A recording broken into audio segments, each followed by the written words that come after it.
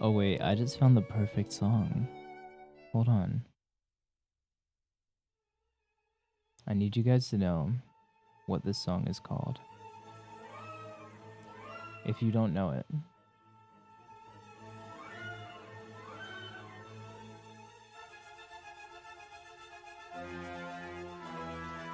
I'm curious, do any of you know what this song is? This piece?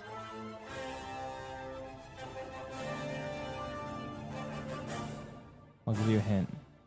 It's by Modest Mussorgsky.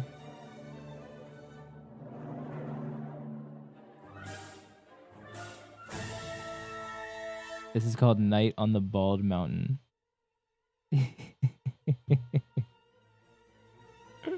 It's not the planets. It's not the planets. It's Night on the Bald Mountain.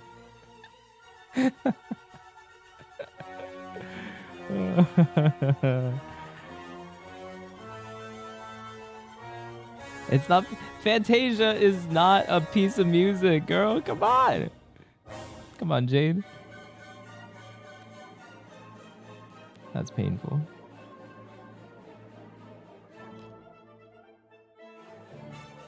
Wait. Holy shit. Okay, I'm unlocking a memory. Let me switch to just chatting. Okay. I think I've actually played this piece before. One of those little trills just like unlocked something in my brain. I think I've played this. When I was in high school, I was in orchestra. I was in a couple orchestras, actually. There was like a youth orchestra in my city. I was a part of it. Yeah, I was a percussionist. Morning, Nate-chan. Let me greet everybody, because goddamn, we're spicy this morning. All right, let's get this volume a little bit down. Tier, welcome in, bro. Dr. Wolf, congrats on getting first. Cece, yo, you got that under the desk support. I appreciate you. I'll be enjoying that quite a bit. Arissa, welcome in. Matt, what's going on, brother? Hime, good to see you. Latino Slenderman, I'm Lebanese, not Latino. It's okay, though. Posture check already? Shit, I am kind of slouching. How'd you know? Why does it sound like a circus kind of thing? The fuck? Yeah, so so you guys know, every time you run ads up to 90 seconds, you get rid of pre-rolls on your stream. So I always run like 90 seconds of ads at the start of my stream. Starry, welcome.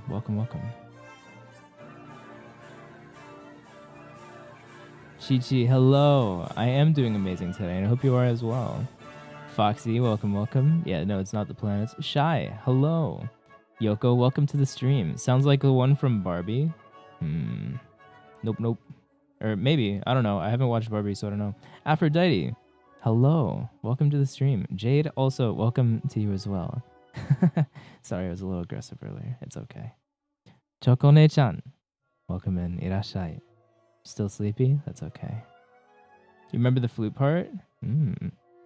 Hamza, I'm so Pogger champion. Thank you. You're a pretty Pogger champion yourself. Awa Lara.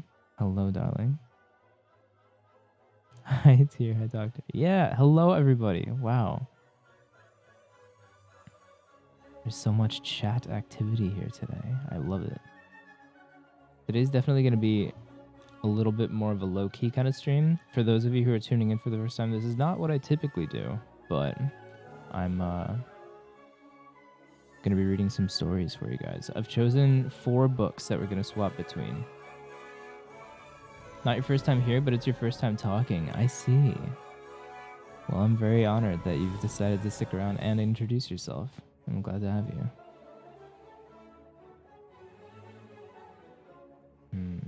I think we need a bit different of a vibe for our music right now. Let's see. Wait, nope, that's not what I want. You know what? Where is it? Yeah. Let me get my custom villain theme going. Yeah. Skizzle, what's going on, dude? It's going well. How about yourself? It's good to see you, brother. You stay up with Julian and Kai in her stream? Lava, hello. Wait, what? Is my title not changed? Does it not show it as being different for you guys? Oh, fuck, you're right. No, I never hit confirm. Okay.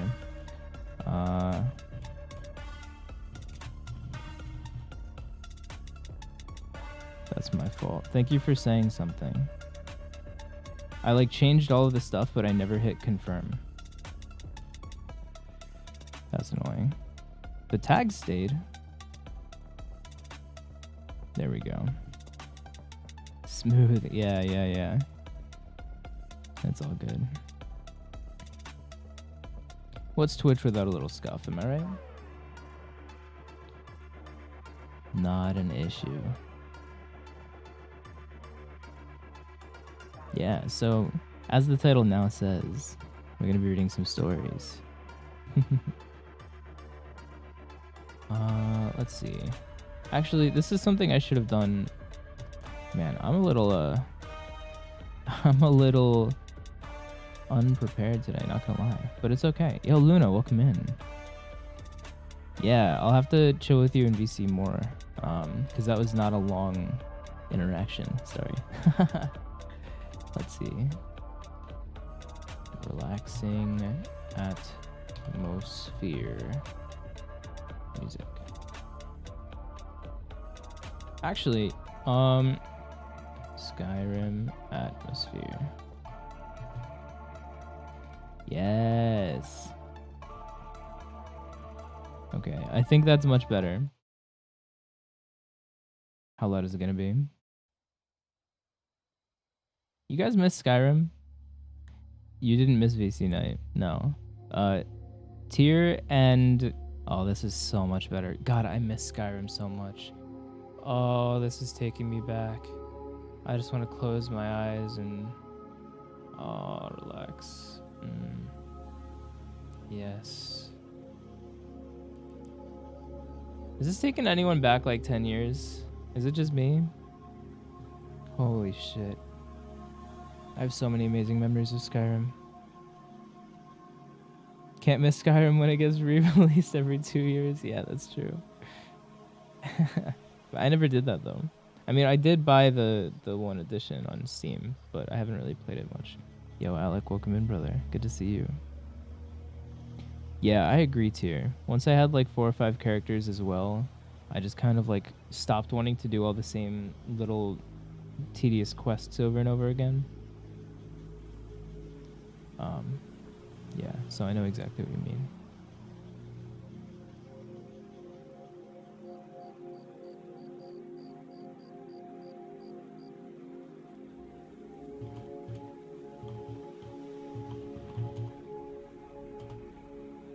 Okay. Let me just say something in the Discord so people know. Lies, we are doing ASMR bedtime or reading. Yeah, ASMR reading. Beautiful. Ah, and I see somebody hopped in the Discord. Very cool. Love to see it. That's right. Yes. Oh, that's right. Okay. Thank you for reminding me, Starry. I need to make an actual event in Discord as well. We are doing a karaoke night in about 24 hours. Voice channel. We have a karaoke voice channel now. Karaoke night. It is October 2nd for me at 8 a.m. It'll be 7 p.m. Eastern on October 1st for a lot of you.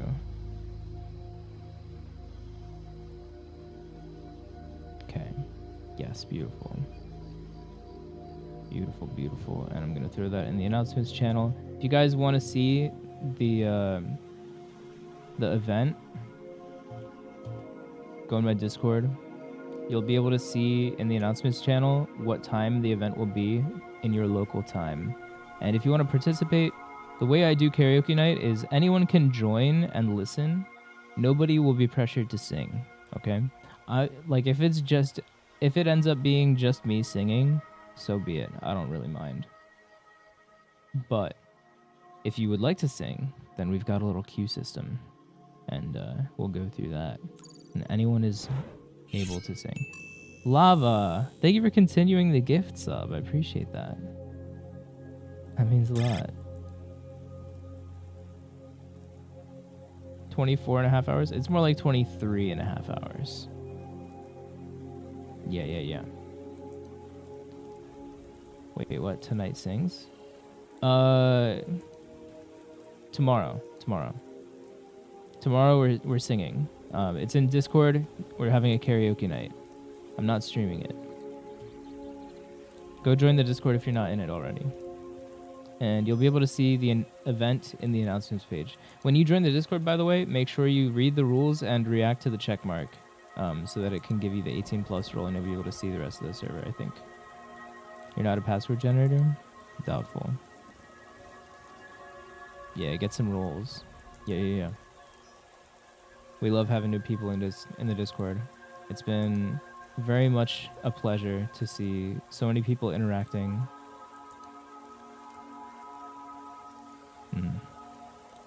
Sorry, I just read a very delicious message.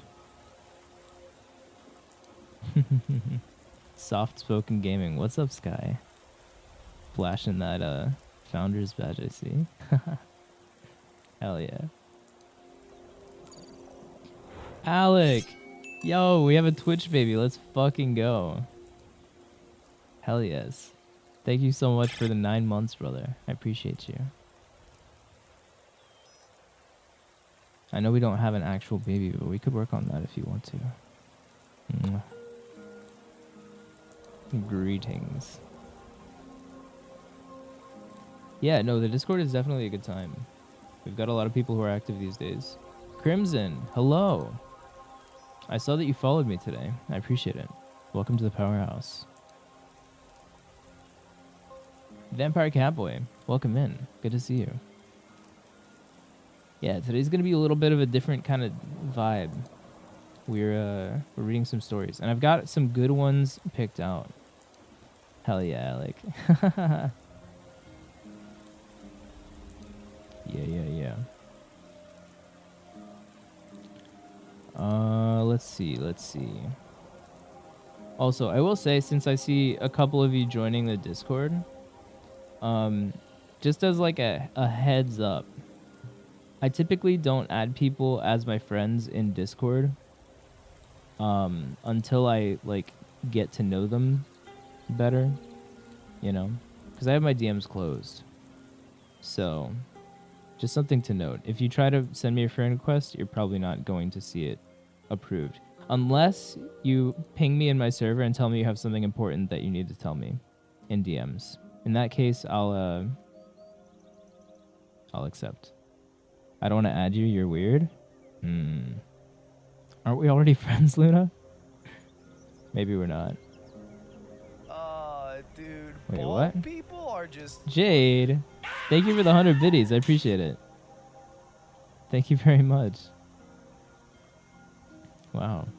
I appreciate the support. Wait. Why do we have a hype train? What the fuck? We don't have to worry about that. Yeah, we don't need to worry about any hype train or anything. You like choo-choos? Oh no. Weird better than normal? Yeah. We like weird people. Normal people are boring. 69%. Yo, okay, it's worth it. It's worth it. Hey, Sybil. Am I saying that right? Welcome in. Glad to see you here.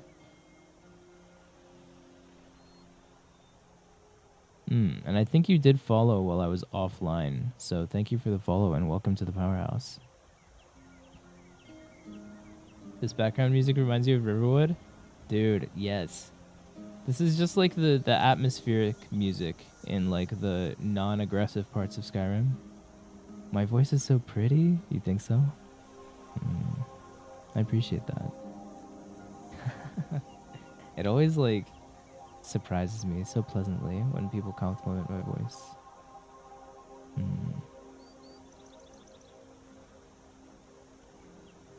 Riding around what? Dude, oh my god, this is taking me back.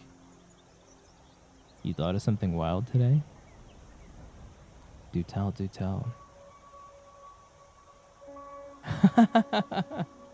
Really? Is that all it takes, sorry? One of the best compliments you can get? That's true. Second only to I want to rub your head.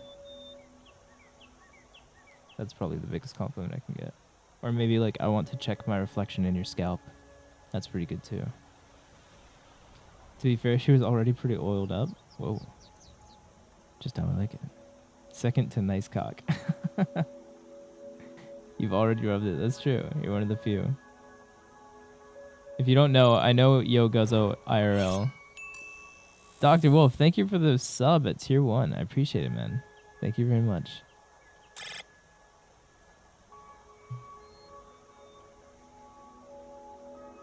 Damn, we completed level 1. Let's fucking go. Yo, Scavy, thank you for the 5 biddies. I appreciate it, bro. Hell yes. I'm saving those up, buddy. Don't you worry. I'm gonna buy a nice pack of gum. That's not shade, by the way. I'm not like... I don't want you guys to give me any money. I don't need it. I have a steady job. I appreciate the love. Just as wild as you thought?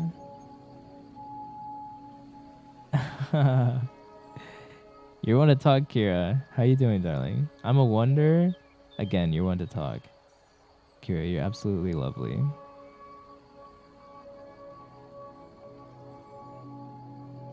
And by the way, I had something that I wanted to message you, but I forgot.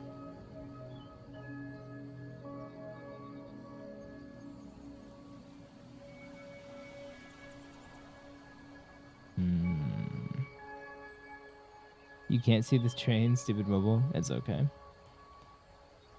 You don't need to see it. Though I'll be laughing when the pennies add up to $1,000 in a few years. Yeah, true. I appreciate that, Kira.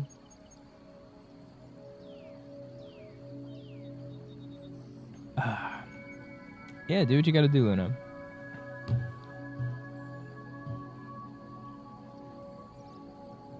Ooh, okay.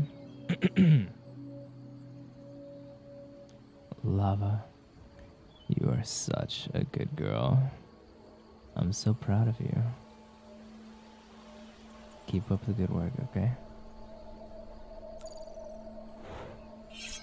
Sea creatures. Thank you for the follow. Welcome to the powerhouse. Are you the sea creatures that I've been interacting with Twitter the last like day or so? Jade, thank you for the 22 biddies. I appreciate it. Adding to the good day karma for you. I'm already having a lovely day.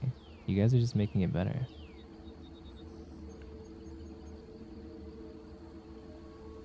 Ah yes, I'm staring at Twitter right now at my notifications, and I see. Yep. I just checked your username, and it's the same as your Twitch. Beautiful. That's you. I love meeting new moots.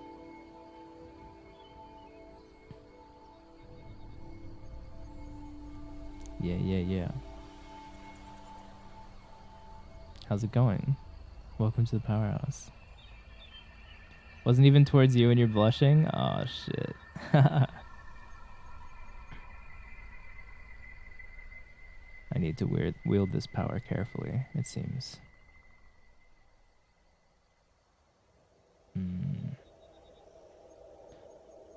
Or maybe I should be a little reckless, yeah? What's life without a little danger? And I can make things real dangerous for you guys.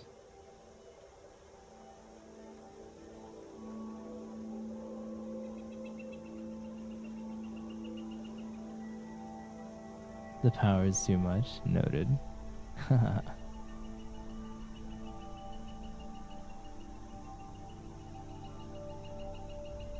Yeah, welcome to all the new people. We've got quite a few new chatters today.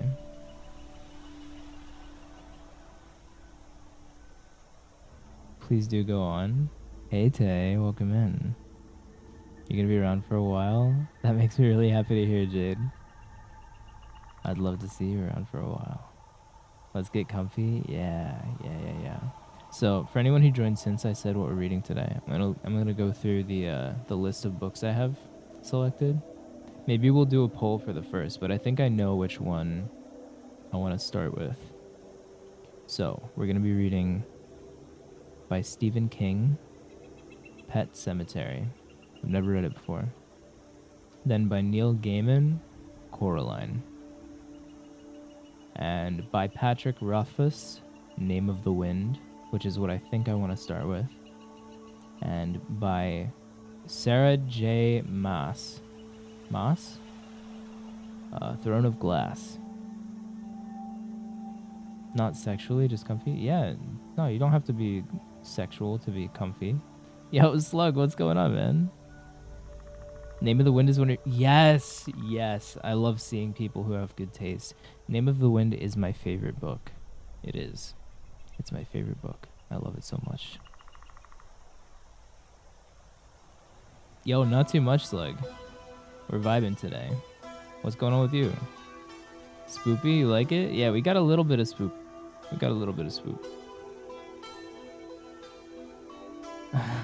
You're studying, but you have my stream open? A little sus. Not gonna lie.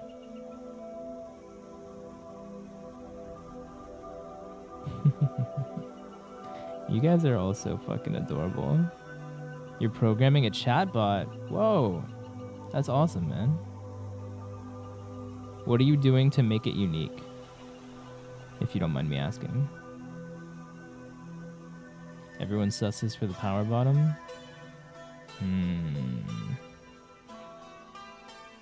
Who's the power bottom, though?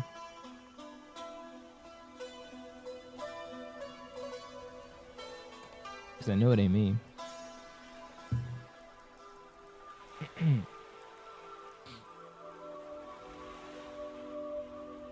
Yeah. I also thought about reading a bit more of Edgar Allan Poe, because I really enjoyed reading some Edgar Allan Poe last week. We'll see. City Boop, hello. How are you doing today? I see you also followed off stream a few days ago. So thank you for the follow and welcome to the Powerhouse. I very much appreciate it. I think this music might still be a little bit loud. You've asked a bunch of people for ideas of what they want to see. Got a bunch of requests for quality of life stuff, like being able to do auto shoutouts and different wailisting type stuff. Those are some good ideas for sure. I know there's another streamer, Deadly Desiree, who has set up... I think she might use... what's it called? Like something it up? Is it Shake It Up bot? Or Twist It Up bot? I don't remember. But she has it set up so that it can do like intros for people who come into chat, and it'll like automatically play a GIF on her stream or something, and it can send like a custom message for each person for the first time they type in chat. Like she has it set up to like basically shout me out whenever I pop in chat. And yeah, that is a really cool idea, I think. The favorite concept you have on the table is having the stream elements points type system, but it's enrolled in a text-based adventure game that runs in the offline chat and uses points gained in stream to get items, do levels. Ooh, that's really cool. Highwayman poem? I don't think so. You finished that drawing? Oh yeah, I saw the work in progress. It looked really good. Let's see. Oh, you didn't post it yet. That's okay. Wait. Whoa. Nitrax, I just saw that. Holy shit.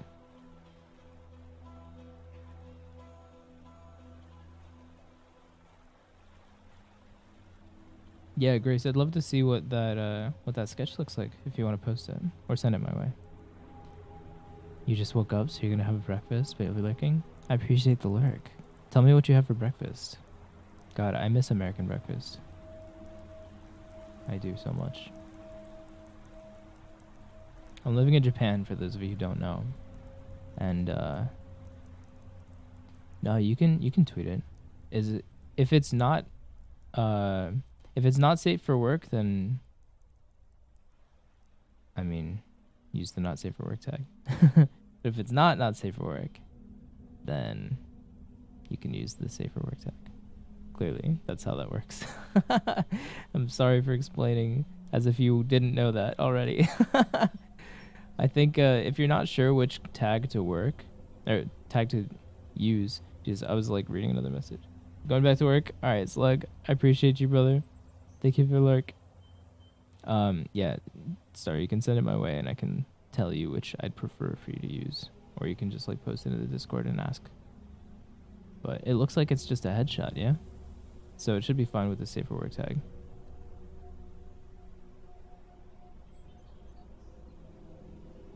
It spiced up your Twitter feed, yeah. I never expected. See, when I debuted as a VTuber, I did not come up with tags because I didn't think anyone would ever use them. If I'm being completely honest. Loafman, welcome in. How's it going? So it's such a pleasant surprise to see so many people wanting to make art of my character, of my OC.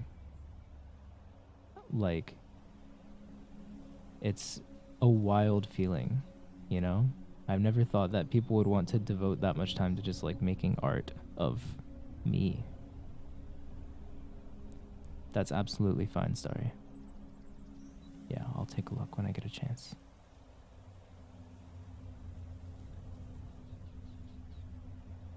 So, yeah, there's like... It's a really cool feeling. And, keep it coming. I don't want you guys to stop if you don't want to. He looks like a sweet jerk. It's kind of hard not to make art of him.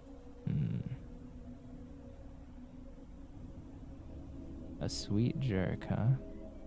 Can you be sweet and a jerk at the same time?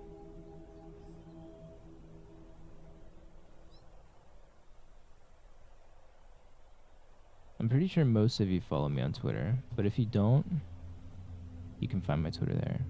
My art hashtags are in my profile, and you should be able to see all the art that people have made of my character using those tags. Yeah. But these days, I'm pretty sure like most of my new viewers are coming through Twitter, which is more than okay. I've been loving interacting with people on Twitter and meeting new people. There are too many people to like take a look at every profile of every person that follows me these days. But a few have caught my eye, and like just through like interactions or like something that I saw on their profile, and yeah, I've been meeting some interesting new people, like Cece, for example. She's under my desk right now. Interesting indeed. Sierra, oh, she's lovely. You found me through Raspberry Ramen? That's right. I remember them following me like a week or so ago. Maybe a little longer. That name does stand out to me.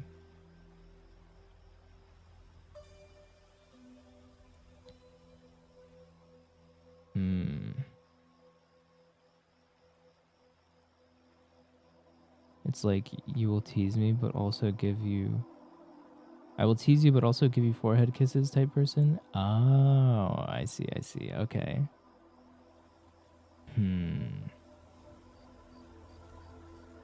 I see what you're saying. Yeah, that is kind of me, actually. That's pretty spot on.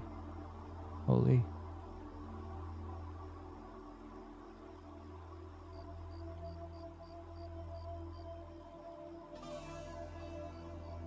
Hey, Linda. Yeah, I see your name around a lot. And you always comment on my posts as well, and I do appreciate it. We all know how you discovered the best power bottom? How did you discover Dixie? Do tell. I'm curious.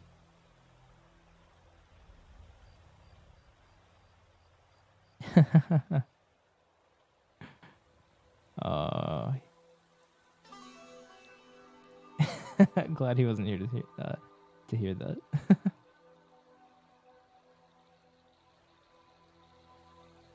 It was through Dixie's community, right? Dixie or Kiri, my favorite gobos, if I remember correctly.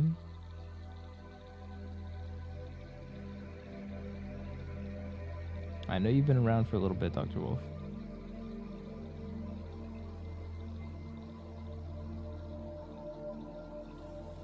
It was Desi? Oh, shit. Okay, I guess I did get mixed up. It was Desi.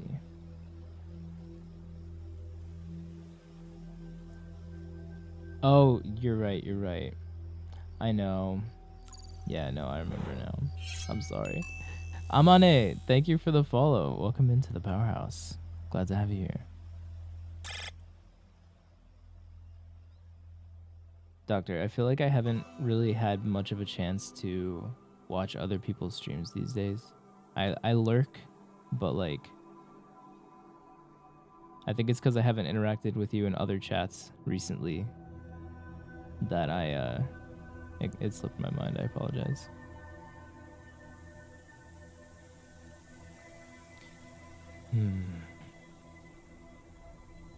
God, it feels like I'm if any of you guys like had a massage or something like that, it feels like I'm in a massage studio with this background music. Yeah, I appreciate that, Doctor.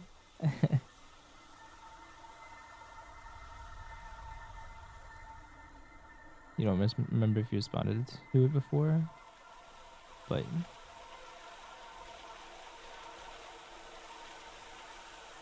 oh yeah. I appreciate. I agree. Massages are great. Yes. Hey, Moody. Aw, is that on your mind? That's okay. Let me satisfy your longing. Stick around for a little bit. Yeah. So, little interesting factoid about me. Maybe like 5 or 6 years ago. Actually, almost exactly 6 years ago, I started dating this girl who is into like new age kind of stuff. She got me into Reiki, if any of you know what that is. And that's what this music is reminding me of when we went to go get Reiki done.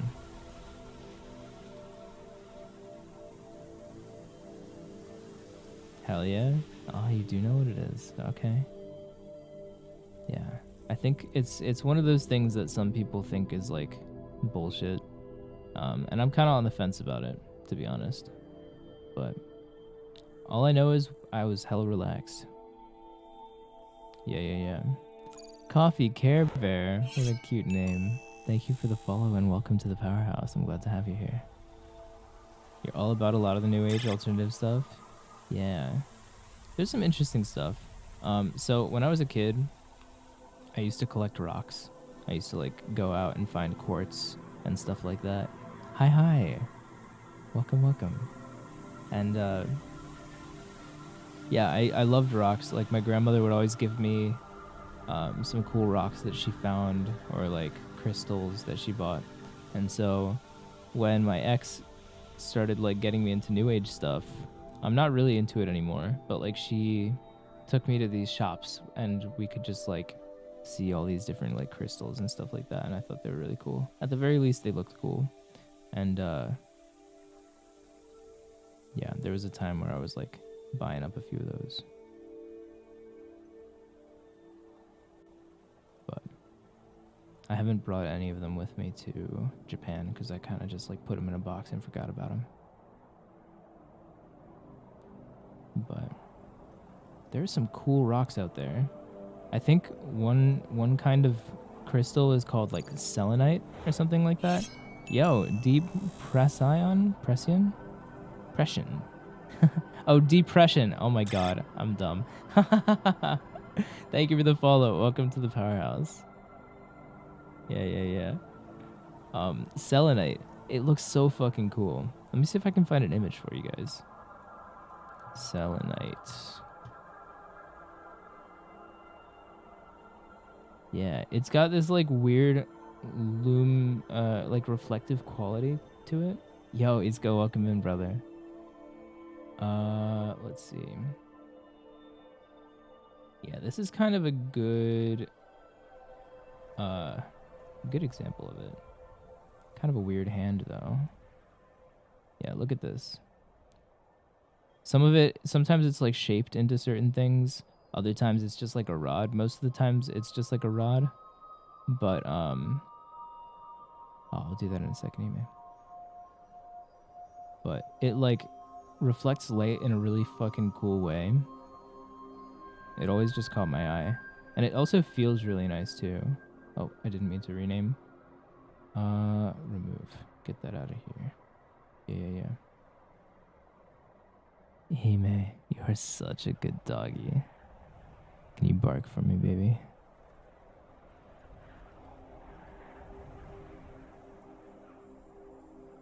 Let's see. Yeah, I think this is also a pretty good image. Yeah, check this out. Yeah, so a lot of times it's like a little rougher. It's got these like rough edges to it, but it's still in like a long rod. Yeah, it's the white one. And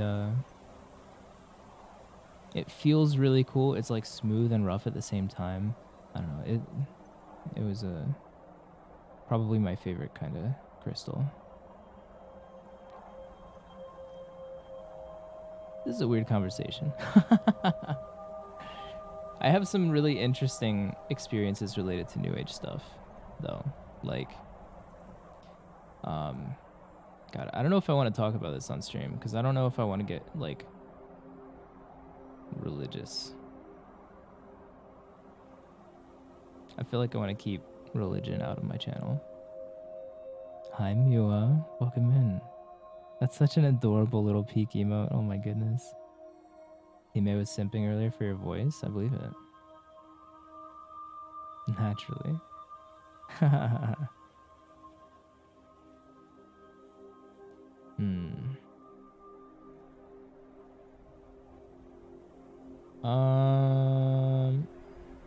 You have crystals too? I see. Those insane Valo skills? Bro, okay. Actually, that... Do you guys want to see the new TikTok that I posted? I don't know if this is too much information for stream. Don't start auto-playing a video. Don't start auto-playing a video. Don't start auto-playing a video. Shut up. Shut the fuck up. I'm trying to go to my profile.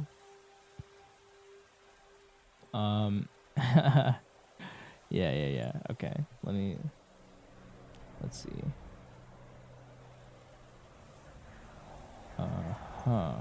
Yeah, there we go. Wait, where is it? Whoa, that's bizarre. It's like between the chat and the overlay. Holy shit. That's wild. That looks crazy. Let me get myself out of the way real quick. We can watch this. But let me just say that the title is not clickbait. Oh right. Wait, is there... Why is it so quiet? Hello? Oh, that's why. Okay. Goodness. Here we go.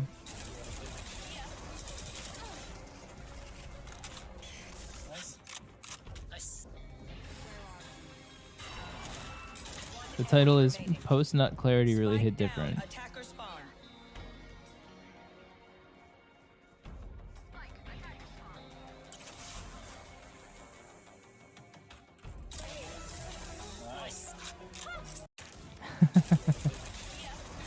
That first little 3K I'm pretty proud of. That was pretty nice.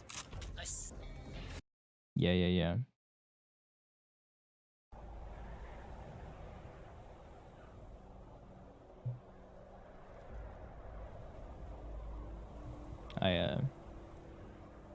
It was like right after too that I just like logged into Valorant and started playing comp. That was in a comp match. I felt so good. In a couple of ways. You remember when you used to get aces? Aw. You'll get there again. Don't you worry. I feel like I go back and forth between these cycles of like playing out of my mind and overthinking.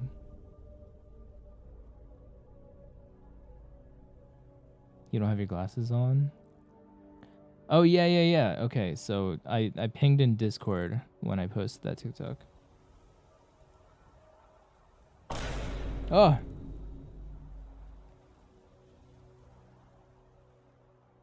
You'll get there again, Itzko. Don't worry, bro. Don't worry. Sus? Who's sus? Not me. Not me. Far from it. No. Yeah, I'm not that easy to spook, buddy.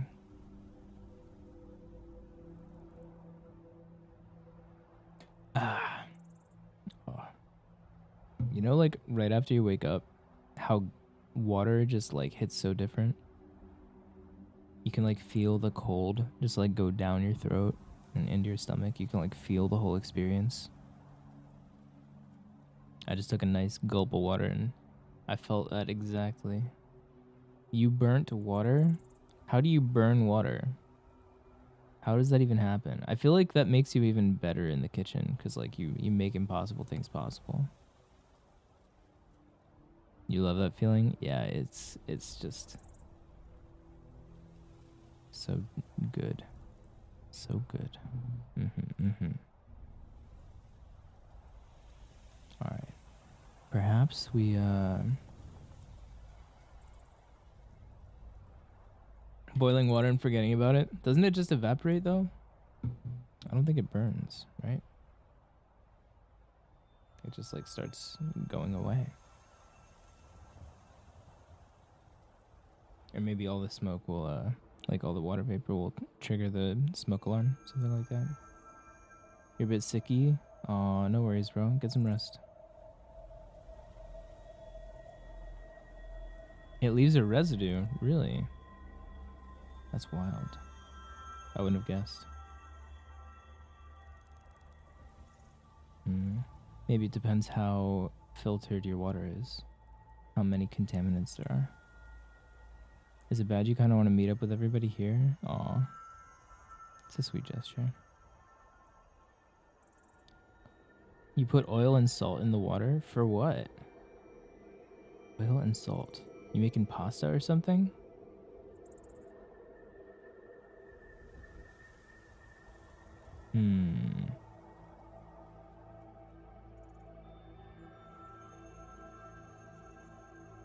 I hear that Japan is opening the country up to tourism again soon. Maybe we should have a meetup.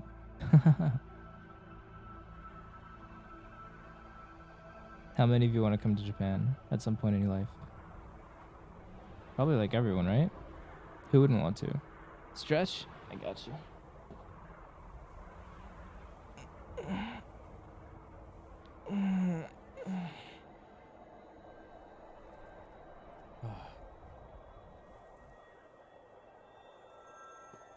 You want to go so bad? You've been wanting to go since you were a kid? You do? You've never been there? You'd be fine with it, but it's not high on your list? That's fair. You do one day? Yeah, I think a lot of people want to go. You want to go during Sakura season? Yeah, I got here right after Sakura season ended, and I was so sad.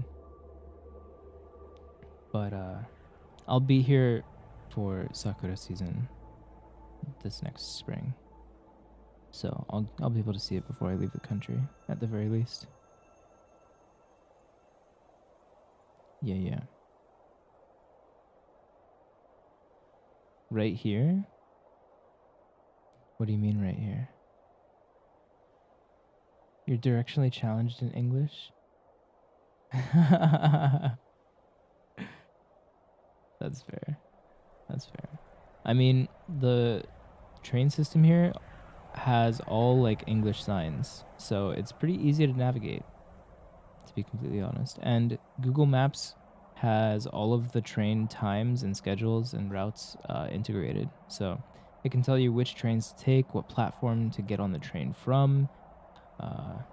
It makes it a lot easier than otherwise.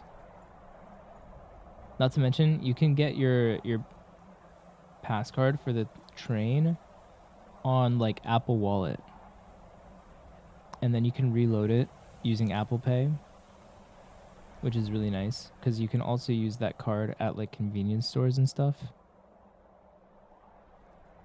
Honestly, transportation here is so fucking easy. It's so nice. It's one of my favorite things about this place. There's a Japanese garden not far from your house. But you want to see all the sites in Japan? Yeah, there's a lot to see here.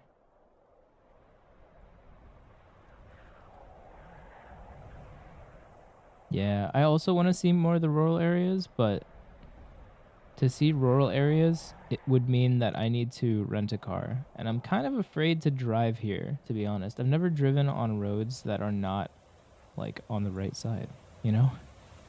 So I'm a little hesitant. But I'm sure I'd do all right. But you want to soak in a hot spring in the mountains so bad? I do too. The thing is, I have a tattoo, so a lot of those hot springs won't let me in.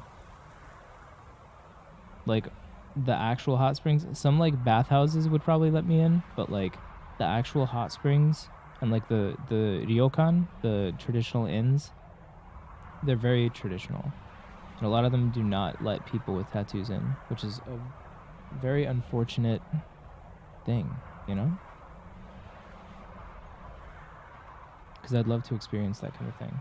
But like, I would hate to rent a car and drive all the way out to the mountains to get into an onsen, only to find that they will just turn me away.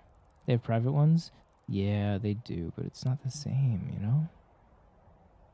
It's not the same.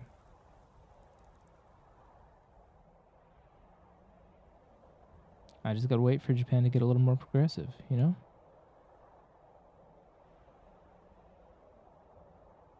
But I'll definitely come back here in the future. I think for now, you're waiting to get a tattoo because of that? Do you plan on visiting Japan soon, Zengi? Also, welcome to the channel.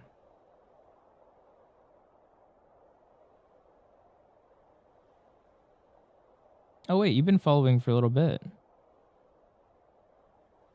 You just decided to say something for the first time today. I appreciate you stopping by. Yeah. You want to be butt-ass naked in a tiny onsen looking at snowy mountains, and then you can die peacefully.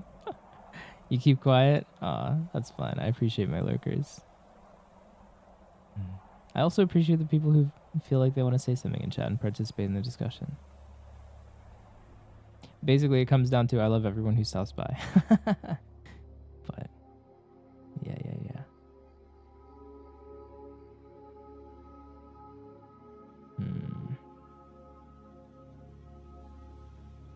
Your blood oxygen is low again?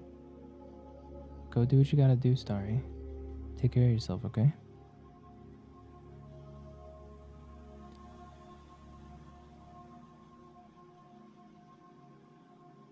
I feel like I was gonna say something. I can't remember what it is. Stop flirting. That's not flirting. That's just me trying to get you to take care of yourself.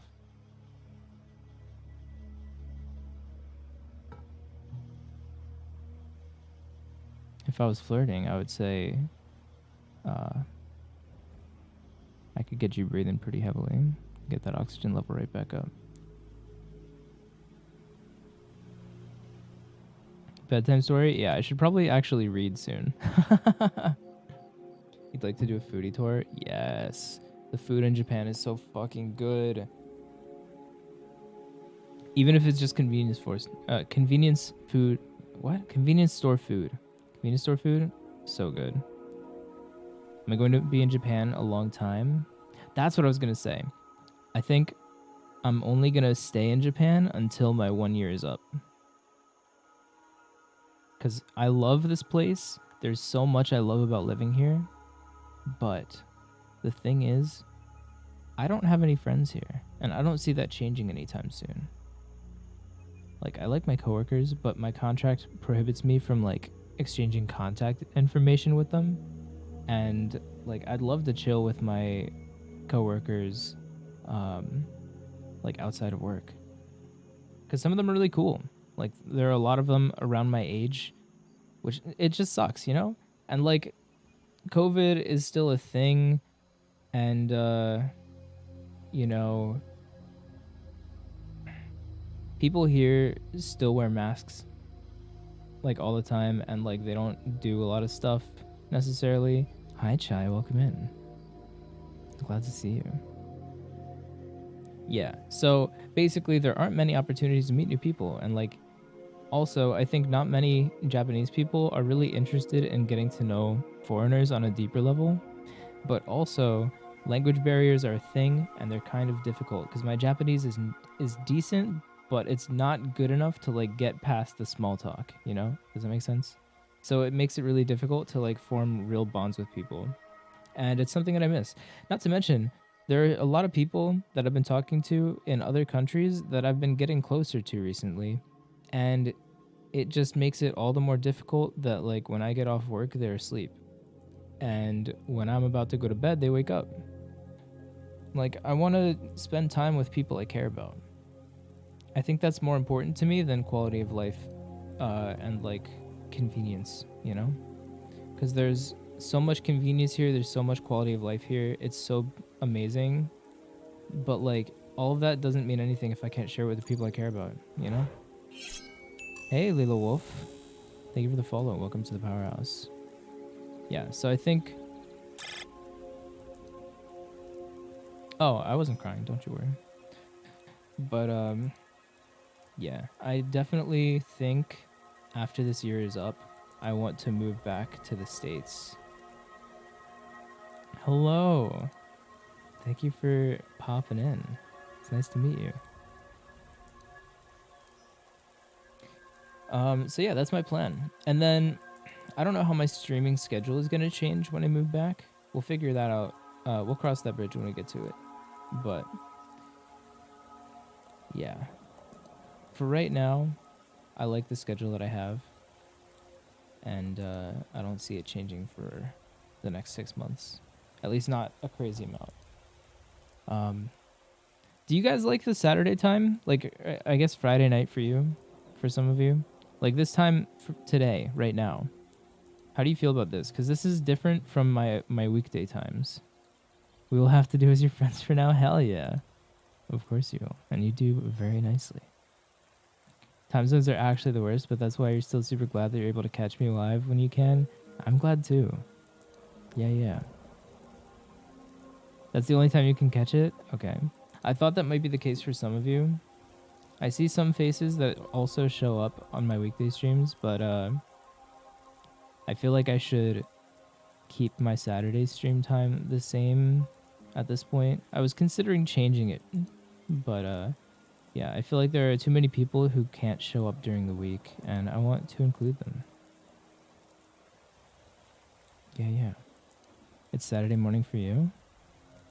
Well, wait, are you EU? Sorry? 7 hours ahead of you. Interesting. You like it? You get to say hey without being on the way out for work? Yeah, that's true. You normally wake up pretty early for work, don't you? Okay. Noted. Very much noted. Cool. Yeah, I'm pretty happy with that. All right. We've been talking for literally an hour. So here's the plan, okay? Let me hit you with it. I'm going to go BRB for a small moment. I'm going to go fill my water. And I'm going to run an ad. Don't get scared. Fucking Twitch loves pre-roll ads. And I don't want new people to have to watch ads. So what we're going to do is we're going to run 90 seconds of ads. While I'm gone, you're not going to be missing any content. So then if anyone new joins while we're reading, then they won't have to watch any ads. But do stick around. I'll be back very soon. And yeah, I need to refill my water, and we'll get started with the reading. I think we're going to start with Name of the Wind by Patrick Rothfuss, because I love that book so much. All right, I'll be right back.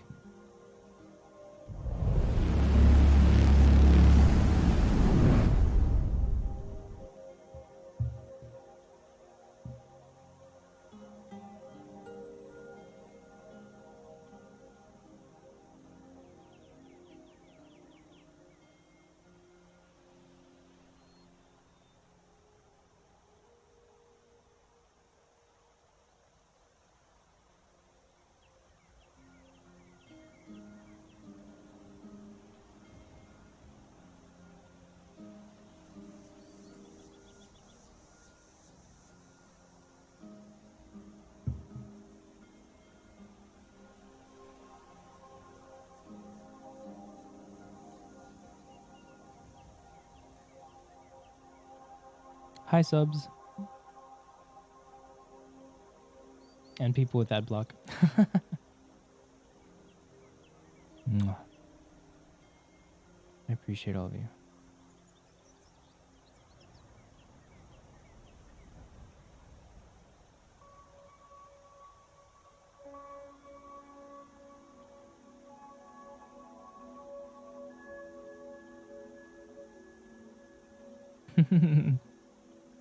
Hello, hello.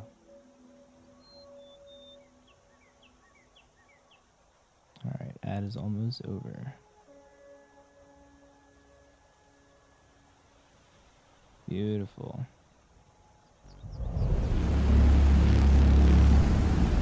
Lovely. All right, you guys ready for a little bit of reading? I can't wait to read my favorite book with you guys.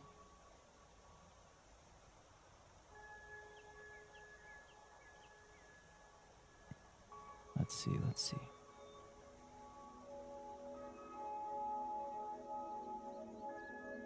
Lava, you're so sorry. What did you do to Lava?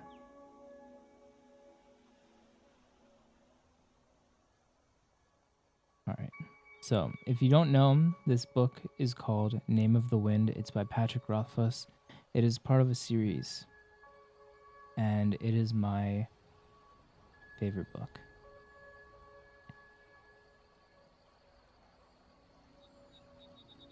Prologue. A silence of 3 parts.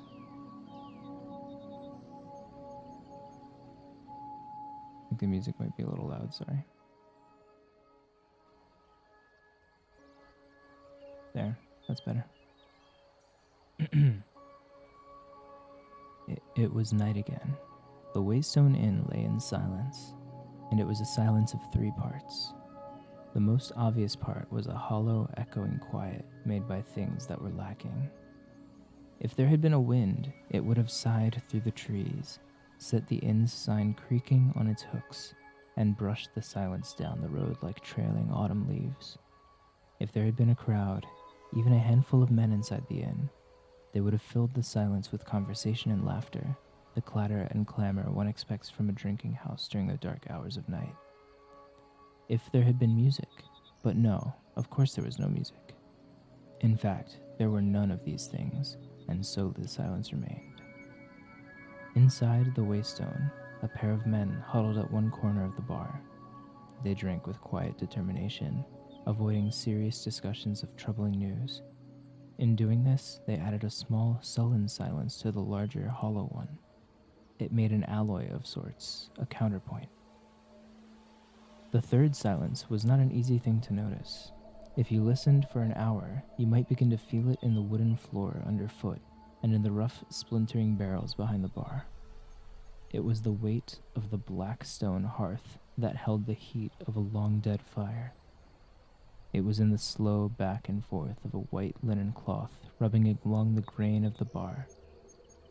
And it was in the hands of a man who stood there, polishing a stretch of mahogany that already gleamed in the lamplight.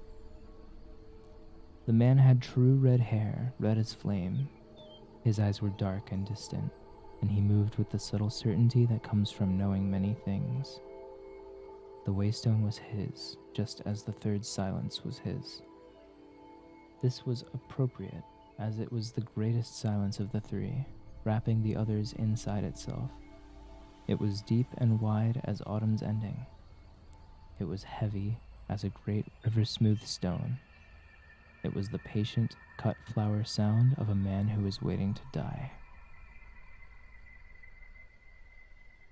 Chapter 1. A Place for Demons.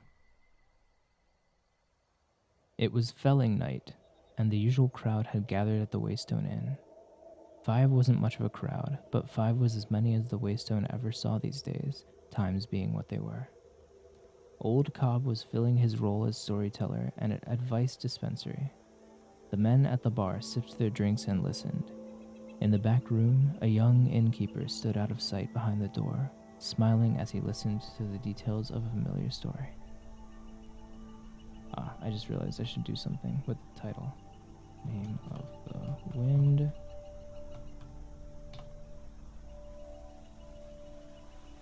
Patroclus. Yes, there we go. Sorry. When he awoke, Taborlin the Great found himself locked in a high tower. They had taken his sword and stripped him of his tools. Key, coin, and candle were all gone. But that weren't even the worst of it, you see. Cobb paused for effect. 'Cause the lamps on the wall were all burning blue. Graham, Jake, and Shep nodded to themselves. The three friends had grown up together, listening to Cobb's stories and ignoring his advice. Cobb peered closely at the newer, more attentive member of his small audience, the smith's apprentice. Do you know what that meant, boy? Everyone called the smith's apprentice boy, despite the fact that he was a hand taller than anyone there. Small towns being what they are, he would most likely remain boy until his beard filled out or he bloodied someone's nose over the matter. The boy gave a slow nod. The Chandrian. That's right, Cobb said approvingly. The Chandrian. Everyone knows that blue fire is one of their signs. Now, he was... But how'd they find him? The boy interrupted. And why didn't they kill him when they had the chance? Hush now. You'll get all the answers before the end, Jake said. Oh, wait, that was Jake, sorry. Just let him tell it.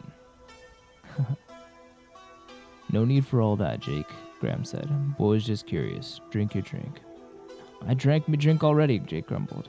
I need another, but the innkeep's still skinning rats in the back room. He raised his voice and knocked his empty mug hollowly on the top of the mahogany bar. Oi, we're thirsty men in here. The innkeeper appeared with 5 bowls of stew and 2 warm round loaves of bread. He pulled more beer for Jake, Shep, and Old Cobb, moving with an air of bustling efficiency. The story was set aside while the men tended to their dinners. Old Cobb tucked away his bowl of stew with the predatory efficiency of a lifetime bachelor. The others were still blowing steam off their bowls when he finished the last of his loaf and returned to his story. Now, Taborlin needed to escape, but when he looked around, he saw his cell had no door, no windows. All around him was nothing but smooth, hard stone. It was a cell no man had ever escaped. But Taborlin knew the name of all things, and so all things were his to command. He said to the stone, "Break!" and the stone broke. The wall tore like a piece of paper, and through that hole Taborlin could see the sky and breathe the sweet spring air. He stepped to the edge, looked down, and without a second thought, he stepped out into the open air. The boy's eyes went wide. He didn't. Cobb nodded seriously. So Taborlin fell, but he did not despair, for he knew the name of the wind, and so the wind obeyed him. He spoke to the wind, and it cradled and caressed him. It bore him to the ground as gently as a puff of thistledown, and he set him on his feet softly as a mother's kiss. And when he got to the ground and felt his side where they stabbed him, he saw that it weren't hardly a scratch. Now, maybe it was just a piece of luck. Cobb tapped the side of his nose knowingly. Or maybe it had something to do with the amulet he was wearing under his shirt. What amulet? The boy asked eagerly through a mouthful of stew. Old Cobb leaned back on his stool, glad for the chance to elaborate. A few days earlier, Taborlin had met a tinker on the road, and even though Taborlin didn't have much to eat, he shared his dinner with the old man. Right sensible thing to do, Graham said quietly to the boy. Everyone knows a tinker pays for kindness twice. No, Jake grumbled. Get it right. A tinker's advice pays kindness twice. The innkeeper spoke up for the first time that night. Actually, you're missing more than half, he said, standing in the doorway behind the bar. A tinker's debt is always paid, once for every simple trade, twice for freely given aid, thrice for any insult made. The men at the bar seemed almost surprised to see Coat standing there. They'd been coming to the Waystone every felling night for months, and Coat had never interjected anything of his own before. Not that you could expect anything else, really. He'd only been in town for a year or so. He was still a stranger. The smith's apprentice had lived here since he was 11, and he was still referred to as that Ranish boy, as if Ranish were some foreign country and not a town less than 30 miles away.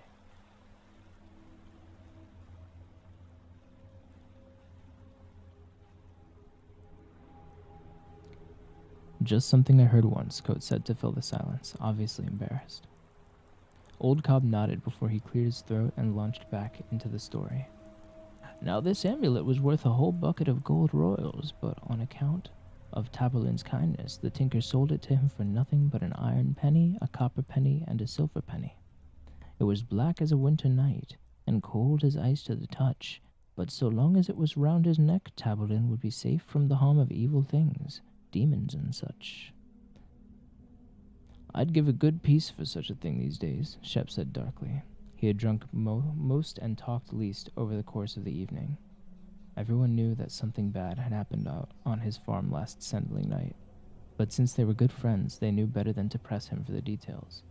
At least not this early in the evening, not as sober as they were. Aye, who wouldn't? Cobb said judiciously, taking a long drink. I didn't know the Chandrian were demons, the boy said. I'd heard... They ain't demons, Jake said firmly. They were the first 6 people to refuse Telu's choice of the path, and he cursed them to wander the corners. Are you telling the story, Jake Walker? Cobb said sharply. 'Cause if you are, I'll let you get on with it. The 2 men glared at each other for a long moment. Eventually, Jake looked away, muttering something that could conceivably have been an apology. Cobb turned back to the boy. That's the mystery of the Chandrian, he explained. Where did they come from? Where do they go after they've done their bloody deeds? Are they men who sold their souls? Demons? Spirits? No one knows. Cobb shot Jake a profoundly disdainful look. Though every half-wit claims he knows. The story fell further into bickering at this point, about the nature of the Chandrian, the signs that showed their presence to the wary, and whether the amulet would protect Taborlin from bandits or mad dogs or falling off a horse. Things were getting heated when the front door banged open. Jake looked over. It's about time you got in, Carter. Tell this damn fool the difference between a demon and a dog. Everybody Jake stopped mid-sentence and rushed to the door. God's body, what happened to you? Carter stepped into the light, his face pale and smeared with blood. He clutched an old saddle blanket to his chest. It was an odd, awkward shape, as if it were wrapped around a tangle of kindling sticks. His friends jumped off their stools and hurried over at the sight of him. I'm fine, he said as he made his slow way into the common room. His eyes were wild around the edges like a skittish horse. I'm fine. He dropped the bundled blanket onto the nearest table where it knocked hard against the wood as if it were full of stones. His clothes were crisscrossed with long, straight cuts. His gray shirt hung in loose tatters except where it was stuck to his body, stained a dark sullen red. Graham tried to ease him into a chair. Mother of God, sit down, Carter. What happened to you? Sit down. Carter shook his head stubbornly. I told you, I'm fine. I'm not hurt that bad. How many were there? Graham said. 1, Carter said. But it's not what you think. God damn it, I told you, Carter. Old Cobb burst out with this sort of frightened anger only relatives and close friends can muster. I told you for months now, you can't go out alone. Not even as far as Baden. It ain't safe. Jake laid a hand on the old man's arm, quieting him. Just take a sit, Graham said, trying to steer Carter into a chair. Let's get that shirt off you and get you cleaned up. Carter shook his head. I'm fine. I got cut up a little, but the blood is mostly Nellie's. It jumped on her. Killed her about 2 miles outside town, past the old stone bridge. A moment of serious silence followed the news. The smith's apprentice laid a sympathetic hand on Carter's shoulder. Damn, that's hard. She was gentle as a lamb, too. Never tried to bite or kick when you brought her in for shoes. Best horse in town. Damn, He trailed off. Damn, I don't know what to say. He looked around helplessly. Cobb finally managed to free himself from Jake. I told you, he repeated, shaking a finger in Carter's direction. There's folks out lately that would kill you for a pair of bennies, let alone a horse and a cart. What are you going to do now? Pull it yourself? Rosie, hello. You want me to stretch? I can do that.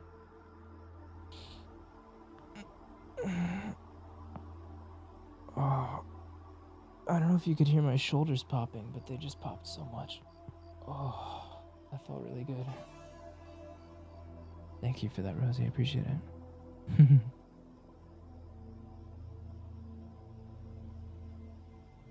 Ah, Rosie, you followed me off stream, or offline. I appreciate the follow, and welcome to the Powerhouse. Glad to see you here. I'm going to take a short walk.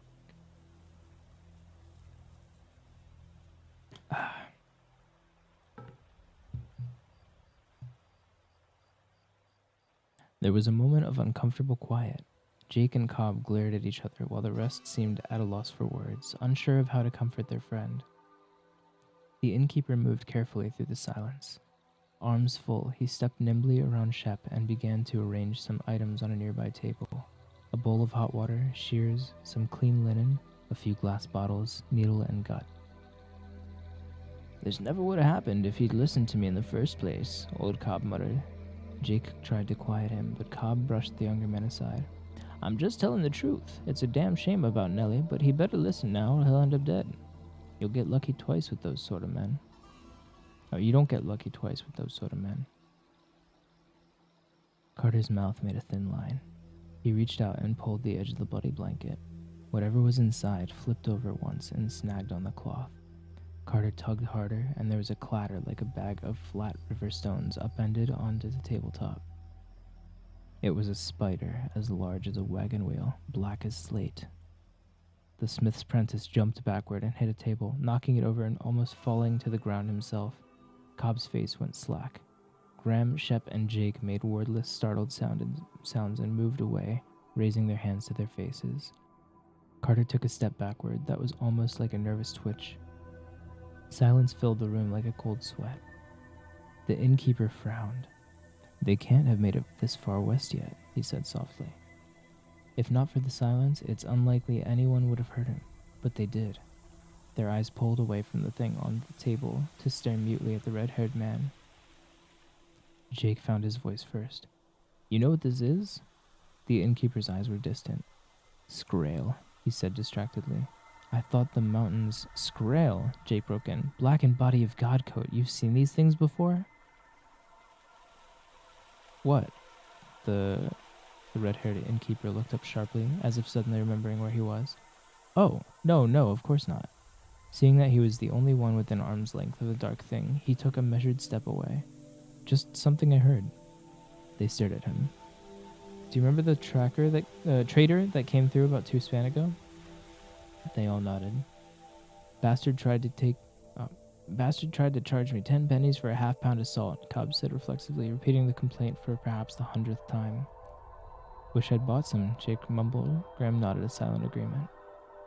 He was a filthy shim, Cobb spat, seeming to find comfort in the familiar words.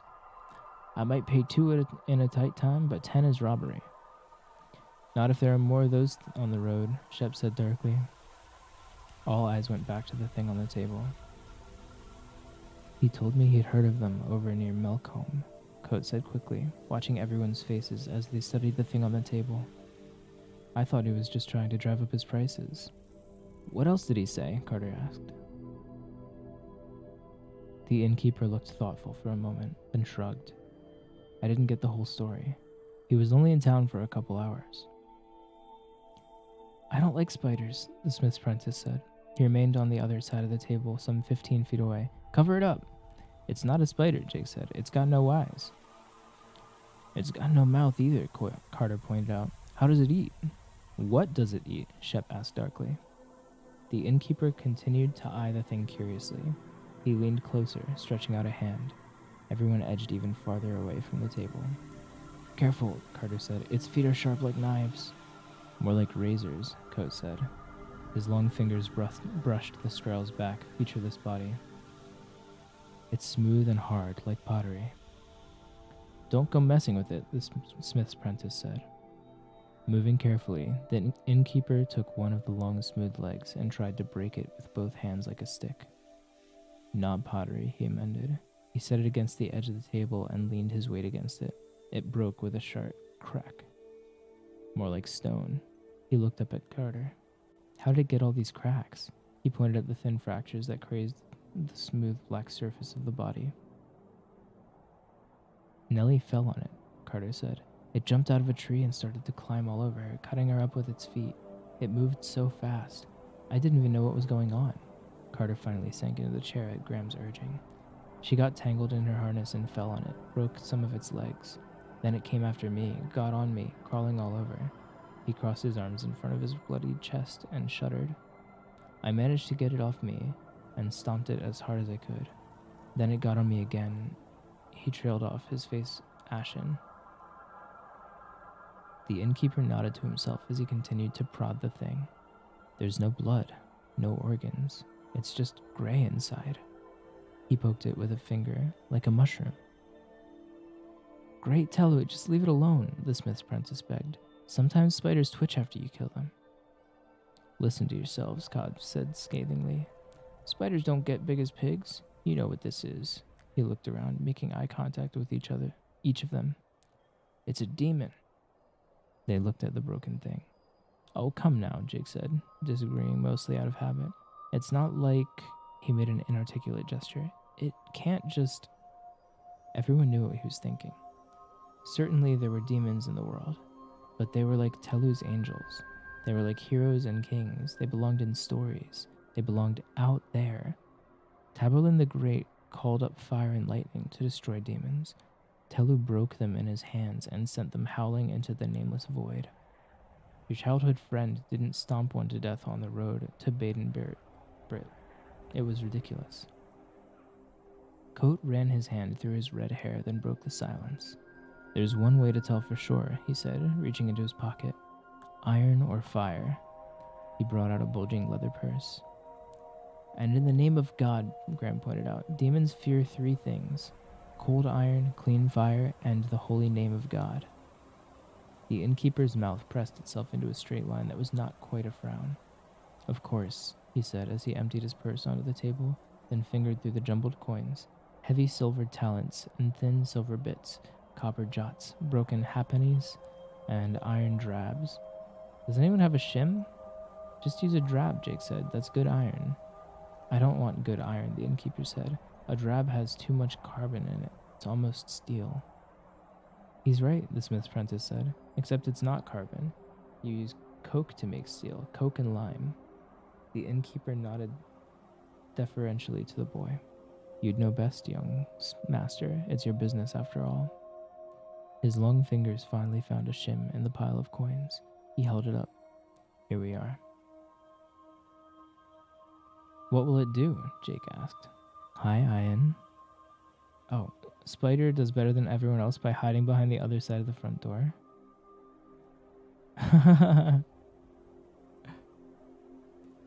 Iron kills demons, Cobb's voice was uncertain. But this one's already dead. It might not do anything. One way to find out. The innkeeper met each of their eyes briefly, as if measuring them. Then he turned purposefully back to the table, and they edged farther away. Coat pressed the iron shim to the black side of the creature, and there was a short, sharp crackling sound, like a pine log snapping in a hot fire. Everyone startled, then relaxed when the black thing remained motionless. Cobb and the others exchanged shaky smiles, like boys spooked by a ghost story. Their smiles went sour as the room filled with the sweet, acrid smell of rotting flowers and burning hair. The innkeeper pressed the shim onto the table with a sharp click. Well, he said, brushing his hands against his apron, I guess that settles that. What do we do now? Hours later, the innkeeper stood in the doorway of the Waystone and let his eyes relax to the darkness. Footprints of lamplight from the inn's windows fell across the dirt road, and the doors of the smithy across the way. It was not a large road or well-traveled. It didn't seem to lead anywhere, as some roads do. The innkeeper drew a deep breath of autumn air and looked around restlessly, as if waiting for something to happen. He called himself Coat. He had chosen the name carefully when he came to this place. He had taken a new name for most of the usual reasons, and for a few unusual ones as well, not the least of which was the fact that names were important to him. Looking up, he saw 1,000 stars glittering in the deep velvet of a night with no moon. He knew them all, their stories and their names. He knew them in a familiar way, the way he knew his own hands. Looking down, Coat sighed without knowing it and went back inside. He locked the door and shuttered the wide windows of the inn, as if to distance himself from the stars and all their varied names. He swept the floor methodically, catching all the corners. He washed the tables and the bar, moving with a patient efficiency. At the end of an hour's work, the water in his bucket was still clean enough for a lady to wash her hands in. Finally, he pulled a stool behind the bar and began to polish the vast array of bottles nestled between the 2 huge barrels. He wasn't nearly as crisp and efficient about this chore as he had been with the others, and it soon became obvious the polishing was only an excuse to touch and hold. He even hummed a little, although he did not realize it, and would have stopped himself if he had known. As he turned the bottles in his long, graceful hands, the familiar motion eased a few tired lines from his face, making him seem younger. Certainly not yet 30. Not even near 30. Young for an innkeeper. Young for a man with so many tired lines remaining on his face. Coat came to the top of the stairs and opened the door. His room was austere, almost monkish. There was a black stone fireplace in the center of the room, a pair of chairs, and a small desk. The only other furniture was a narrow bed with a large dark chest at its foot. Nothing decorated the walls or covered the wooden floor. There were footsteps in the hall, and a young man stepped into the room carrying a bowl of stew that steamed and smelled of pepper. He was dark and charming, with a quick smile and cunning eyes. "You haven't been this late in weeks," he said as he handed over the bowl. "There must have been good stories tonight, Reshi." Reshi was another of the innkeeper's names, a nickname almost. The sound of it tugged one corner of his mouth into a wry smile as he sank into the deep chair in front of the fire. "So, what did you learn today, Bast?" "Today, master, I learned why great lovers have better eyesight than great scholars." "And why is that, Bast?" Coat asked, amusement touching the edges of his voice. Bast closed the door and returned to sit in the second chair, turning it to face his teacher and the fire. He moved with a strange delicacy and grace, as if he were close to dancing. "Well, Reshi, all the rich books are found inside where the light is bad, but lovely girls tend to be out in the sunshine and therefore much easier to study without risk of injuring one's eyes." Coat nodded. "But an exceptionally clever student could take a book outside, thus bettering himself without fear of lessening his much-loved faculty of sight." "I thought the same thing, Reshi, beside being, of course, an exceptionally clever student." "Of course. But when I found a place in the sun where I could read, a beautiful girl came along and kept me from doing anything of the sort." Bast finished with a flourish. Coat sighed. "Am I correct in assuming you didn't manage to read any of Selim Tincture today?" Bast managed to look somewhat ashamed. Looking into the fire, Coat tried to assume a stern face and failed. "Ah, Bast, I hope she was lovely as a warm wind in the shade. I'm a bad teacher to say it, but I'm glad. I don't feel up to a long bout of lessons right now." There was a moment of silence. Carter was attacked by a Skraeling tonight. Bast's easy smile fell away like a cracked mask, leaving his face stricken and pale. "The Skrael?" He came halfway to his feet as if he would bolt from the room, then gave an embarrassed frown and forced himself back down into his chair. "How do you know? Who found its body?" "He's still alive, Bast." He brought it back. There was only one. "There's no such thing as one Skraeling," Bast said flatly. "You know that." "Oh, Matt, thank you for the follow. Welcome to the Powerhouse. Glad to have you." We're reading Name of the Wind by Patrick Rothfuss, and we're still in Chapter 1.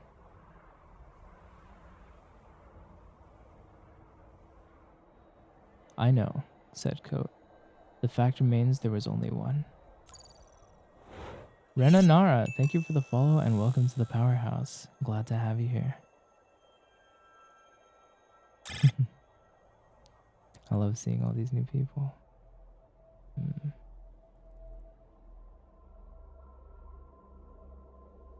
"And he killed it?" Bast said. "It couldn't have been a Skraeling. Maybe..." "Bast, it was one of the Skrael. I saw it." Coat gave him a serious look. Lore Industries, thank you for the follow. Welcome to the Powerhouse. Hey, you got gifted a sub, I'm assuming. Very nice, very nice. Love to see that. Enjoy your emotes.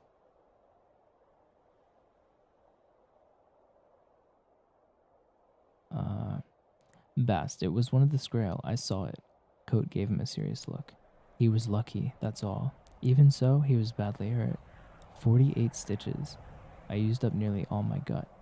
Coat picked up his bowl of stew. "If anyone asks, tell them my grandfather was a caravan guard who taught me how to clean and stitch a wound. They were too shocked to ask about it tonight, but tomorrow some of them might get curious. I don't want that." He blew into his bowl, raising a cloud of steam around his face. "What did you do with the body?" I didn't do anything with it, Coat said pointedly. I am just an innkeeper. This sort of thing is quite beyond me.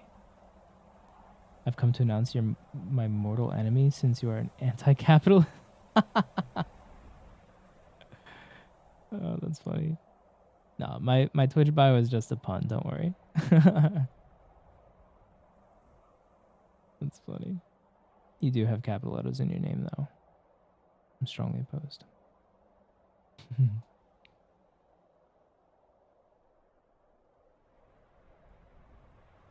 Reshi, you can't just let them muddle through this on their own. Coat sighed. They took it to the priest. He did all the right things for all the wrong reasons. Bast opened his mouth, but Coat continued before he could say anything. Mucho amor. Yo también. Yes, I made sure the pit was deep enough. Yes, I made sure there was rowan wood in the fire. Yes, I made sure it burned long and hot before they buried it. And yes, I made sure that no one kept a piece of it as a souvenir. He scowled, his eyebrows drawing together. I'm not an idiot, you know. Bast visibly relaxed, settling back into his chair. I know you're not, Reshi, but I wouldn't trust half these people to piss leeward without help. He looked thoughtful for a moment. I can't imagine why there was only one. Maybe they died coming over the mountains, Coat suggested, all but this one. It's possible, Bast admitted reluctantly. Maybe it was that storm from a couple days back, Coat pointed out. A real wagon tipper, as we used to say back in the troop. All the wind and rain might have scattered one loose from the pack. I like your first idea better, Reshi, Bast said uncomfortably. 3 or 4 Skrull would go through this town like a hot knife through butter. More like several hot knives through several dozen farmers, Bast said dryly. These people can't defend themselves. I bet there aren't 6 swords in this whole town.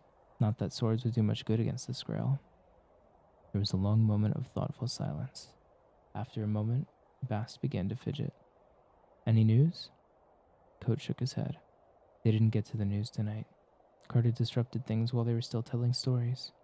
That's something, I suppose. They'll be back tomorrow night. It'll give me something to do. Coat poked his spoon idly into the stew. I should have bought this girl from Carter, he mused. He could have used the money for a new home. People would have come from all over to see it. We could have had some business for a change. Bast gave him a speechless, horrified look. Coat made a pacifying gesture with the hand that held the spoon. I'm joking, Bast. He gave a weak smile. Still, it would have been nice. No, Reshi, it most certainly would not have been nice, Bast said emphatically. People would have come from all over to see it, he repeated inderisively. Indeed. The business would have been nice, Coat clarified. Busyness would be nice. He jabbed his spoon into the stew again. Anything would be nice. They sat for a long moment. Coat was scowling down into the bowl of stew in his hands, his eyes far away. It must be awful for you here, Bast, he said at last. You must be numb with boredom. Bast shrugged. There are a few young wives in town, a scattering of daughters. He grinned like a child. I tend to make my own fun. That's good, Bast. There was another silence. Coat took another spoonful, chewed and swallowed. They thought it was a demon, you know. Bast shrugged. It might as well be, Reshi. It's probably the best thing for them to think. I know. I encourage them, in fact. But you know what that means. He met Bast's eyes. The blacksmith is going to be doing a brisk business in the next couple days. Bast's expression went carefully blank. Oh. Coat nodded. I won't blame you if you want to leave, Bast. You have better places to be than this. Bast's expression was shocked. I couldn't leave, Reshi.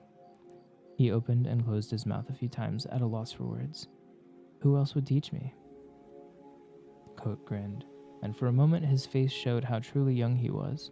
Behind the weary lines and the placid innkeeper's expression, he looked no older than his dark-haired companion. Who indeed? He gestured toward the door with his spoon. Go do your reading then, or bother someone's daughter. I'm sure you have better things to do than watch me eat. Actually, begone, demon, Coat said, switching to a thickly accented Temec through a half a mouthful of stew. Sorry. Tehus antasa eha. Bast burst into startled laughter and made an obscene gesture with one hand. Coat swallowed and changed languages. Aroite denna lean. Oh, come now. Bast approached, his smile falling away. That's just insulting. By earth and stone, I abjure you. Coat dipped his fingers into the cup by his side and flicked droplets casually in Bast's direction. Glamour be banished. With cider? Bast managed to look amused and annoyed at the same time as he daubed a bead of liquid from the front of his shirt. This better not stain. Coat took another bite of his dinner. Go soak it. If the situation becomes desperate, I recommend you avail yourself to the numerous solvent formula extant in Selim Tincture, chapter 13, I believe. Fine. Bast stood and walked to the door, stepping with a strange, casual grace. Call if you need anything. He closed the door behind himself. Coat ate slowly, mopping up the last of the stew with a piece of bread. He looked out the window as he ate, or tried to, as the lamplight turned its surface mirror-like against the dark behind it. His eyes wandered the room restlessly. The fireplace was made of the same black rock as the one downstairs. It stood in the center of the room, a minor feat of engineering of which Coat was rather proud. The bed was small, little more than a cot, and if you were to touch it, you would find the mattress almost non-existent. A skilled observer might notice there was something his gaze avoided, the same way you avoid meeting the eye of an old lover at a formal dinner, or that of an old enemy sitting across the room in a crowded alehouse late at night. Coat tried to relax, failed, fidgeted, sighed, shifted in his seat, and without willing it, his eyes fell on the chest at the foot of the bed. It was made of roa, a rare, heavy wood, dark as coal and smooth as polished glass. Prized by perfumers and alchemists, a piece the size of your thumb was easily worth gold. To have a chest made of it went far beyond extravagance. The chest was sealed 3 times. It had a lock of iron, a lock of copper, and a lock that could not be seen. Tonight, the wood filled the room with an almost imperceptible aroma of citrus and quenching iron. When Coat's eyes fell on the chest, they did not dart away quickly. They did not slide slyly to the side, as if he would pretend it wasn't there at all. But in a moment of looking, his face regained all the lines the simple pleasures of the day had slowly smoothed away. The comfort of his bottles and books was erased in a second, leaving nothing behind his eyes but emptiness and ache.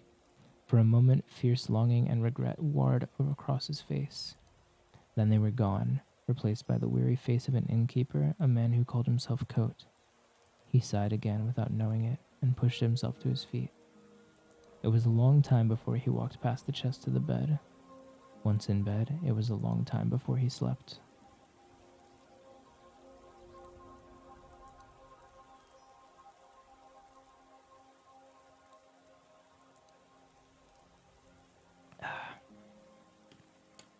What do you guys think of the book so far? We're not quite done with chapter 1 yet. There's still a little bit more. Semi-Enigma, thank you for the follow. Welcome to the Powerhouse. Glad to have you here. I guess that's how much you enjoy it, yeah?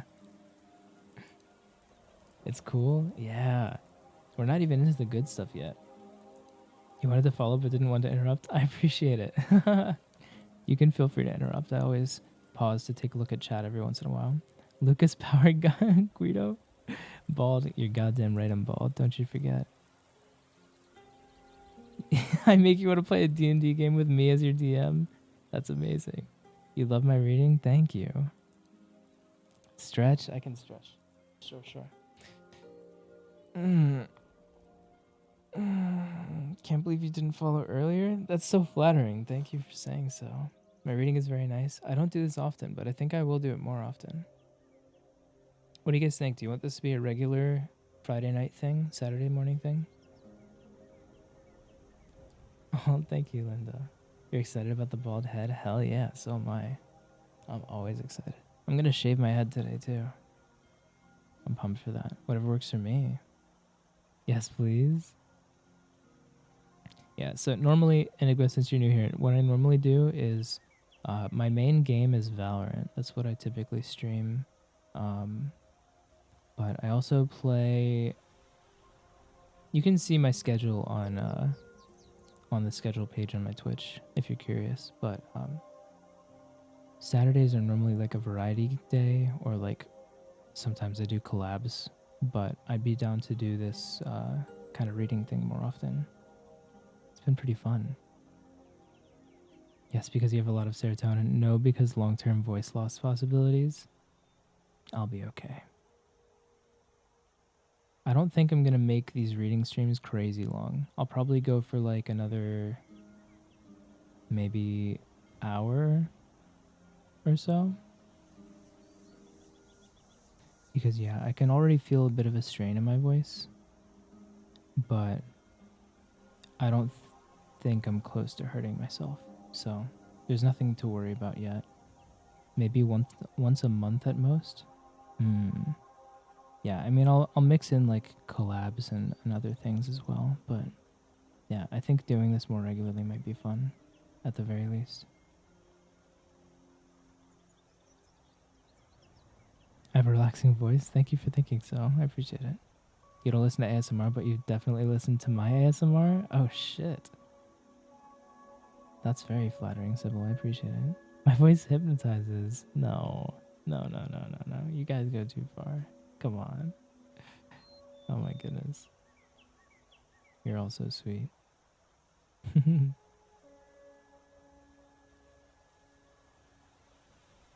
Me doing ASMR might cause you to have a moment? A moment, you say? What kind of a moment might that be, I wonder? They're right. You just snap back out of whatever Zen state. That's amazing. Hey, Donut Cat. Welcome in. I am having a lovely stream. Thank you. Also, I just realized I'm at 669 followers. Can I get some nices in chat? I kind of want to take a screenshot. Perhaps for Twitter.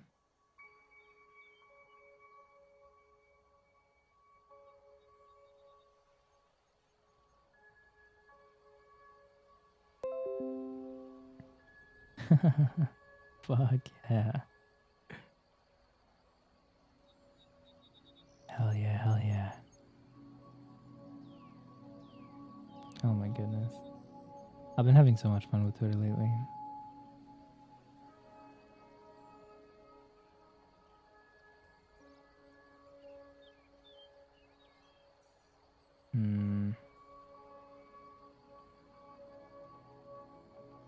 I don't think it's worth it.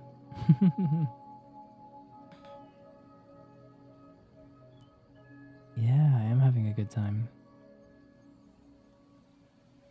I think I would like to take a small bathroom break real quick. Enigma, thank you for subbing at tier 1. I appreciate it. I'm glad you're enjoying yourself that much. Enjoy your emotes, okay? It's very kind of you. Yeah, I think I'm going to take a short bathroom break. It looks like pre-rolls turned back on, so I might run a short ad to get rid of pre-rolls for a little bit more. And I'll be back shortly, okay? Yes, put me on in the background while you do things. Alright, I'll be right back.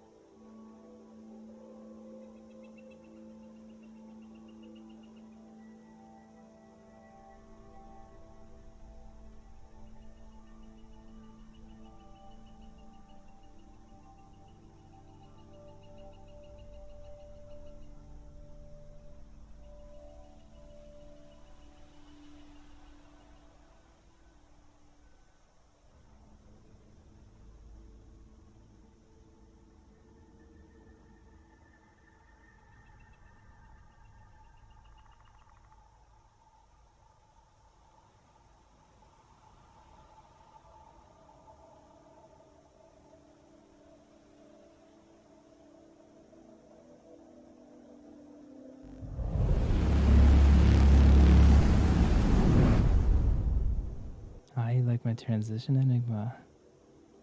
I like it a lot too. Thank you.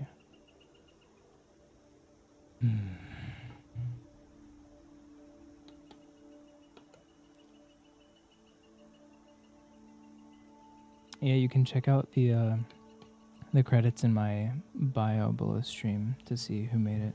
It was a Fiverr artist, and they did a fantastic job. I was very happily surprised. I haven't had a crazy amount of good experiences with Fiverr, but the handful that I have had good experiences with are very pleasing. Yeah. Yeah.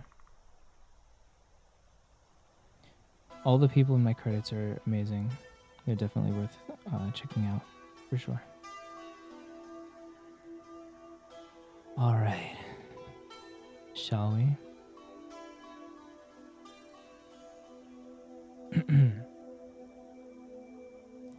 As Coat had guessed, they came back to the Waystone the next night for dinner and drinks.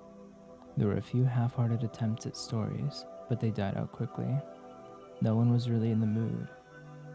So it was still early in the evening when the discussion turned into matters of greater import. They chewed over the rumors that had come into town, most of them troubling. The penitent king was having a difficult time with the rebels in Resavek. This caused some concern, but only in a general way. Resavek was a long way off, and even Cobb, the most worldly of them, would be hard-pressed to find it on a map. They discussed the war in their own terms. Cobb predicted a third levy tax after the harvests were in. No one argued, though there hadn't been a 3-bleeder year in living memory. Jake guessed the harvest would be good enough so the third levy wouldn't break most families, except the Bentleys, who were on hard times anyway, and the Orisons, whose sheep kept disappearing, and Crazy Martin, who had planted all barley this year. Every farmer with half a brain had planted beans. That was one good thing about all the fighting. Soldiers ate beans, and prices would be high. After a few more drinks, deeper concerns were voiced. Deserter soldiers and other opportunists were thick on the roads, making even short trips risky. The roads were always bad, of course, in the same way that the winter was always cold. You complained, took sensible precautions, and got on with the business of living your life. But this was different. Over the last 2 months, the roads had become so bad that people had stopped complaining. The last caravan had 2 wagons and 4 guards. The merchant had been asking 10 pennies for half a pound of salt, 15 for a loaf of sugar. He didn't have any pepper or cinnamon or chocolate. He did have 1 small sack of coffee, but he wanted 2 silver talents for that. At first, people had laughed at his prices. Then, when he held firm, folk had spat and cursed at him. That had been 2 span ago, 22 days. There had not been another serious trader since, even though this was the season for it. So despite the third levy tax looming large in everyone's minds, people were looking in their purses and wishing they'd bought a little something just in case the snow came early. No one spoke of the previous night, of the thing they had burned and buried. Other folk were talking, of course. The town was alive with gossip. Carter's wounds ensured that the stories were taken half seriously, but not much more than half. The word demon was being spoken, but it was with smiles half hidden behind raised hands. Only the 6 friends that had seen the thing before it was burned. One of them had been wounded, and the others had been drinking. The priest had seen it too, but it was his job to see demons. Demons were good for his business. The innkeeper had seen it too, apparently, but he wasn't from around here. He couldn't know the truth that was so apparent to everyone born and raised in this little town. Stories were told here, but they happened somewhere else. This was not a place for demons. Besides, things were bad enough without borrowing trouble. Cobb and the rest knew there was no sense talking about it. Trying to convince folk would only make them a laughingstock, like Crazy Martin, who had been trying to dig a well inside his own house for years now. Still, each of them bought a piece of cold wrought iron from the smith, heavy as they could swing, and none of them said what they were thinking. Instead, they complained that the roads were bad and getting worse. They talked about merchants, having deserters and levies, and not enough salt to last the winter. They reminisced that 3 years ago, no one would have even thought of locking their doors let alone borrowing them. The conversation took a downward turn from there, and even though none of them said what they were thinking, the evening ended on a grim note. Most evenings did these days, times being what they were. Okay, that is the end of chapter 1. So, chat, we have a couple of options. Do we keep reading this story, or do we switch to another? Let's make a poll.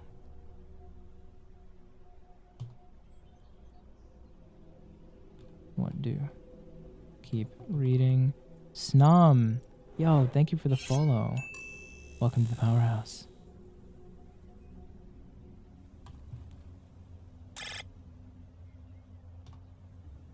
Keep reading this book. Pet Cemetery. Coraline. Throne of Glass. We'll have a vote going for 2 minutes. You have no idea what the story was about? It's hard to tell at this point, but the format changes a few chapters in, and it gets amazing. I love the writer's style. If you're able to, make sure you vote in the poll that's live right now, okay? Peachy! Throne of Glass is good. Ooh, I keep hearing that. Coraline. I've watched like half of Coraline. I know the concept behind it. Peachy, how are you doing today?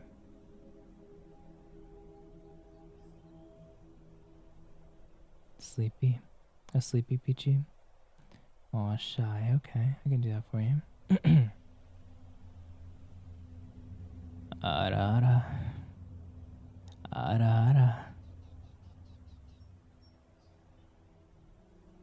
You here too sleepy? Okay, I can put you to sleep. Your literal brain be like, why would you want a glass chair? And a moment was had. Oh. What? Did you like it a little too much, Enigma? Maybe I'll give you another one for free. Bed, please. Hey, Larix. Yeah, I can take you to bed. I hope you know what you're asking for, buddy. Going into cardiac arrest. Oh my god. Sing No Es Real from El Purre and Billy Pascual. Ooh, interesting. I am a singer. If you don't know, some of you came in after the start of stream. We're doing a karaoke night in about 22 hours in my Discord. If you're interested, you can join just to listen to us sing. If it ends up being just me singing, that's totally fine. But anyone is welcome to join and sing as well. It's starting 8 a.m. my time, 7 p.m. Eastern, excuse me. And we'll probably go for about 2 hours. But also, you can just join the Discord if you want to. We have a lot of good conversations and stuff. Having an liking for voice stuff leaves me at a stark disadvantage. Then definitely don't look back through my Twitter, Enigma, and find those voice lines that I posted a couple days ago. I might actually break you. But hey, I might enjoy that too. Audio files everywhere, seriously. I'm an audiophile as well. Will I be pinging? Yeah, I'll ping at the start of the karaoke night. You might need to investigate. Maybe do.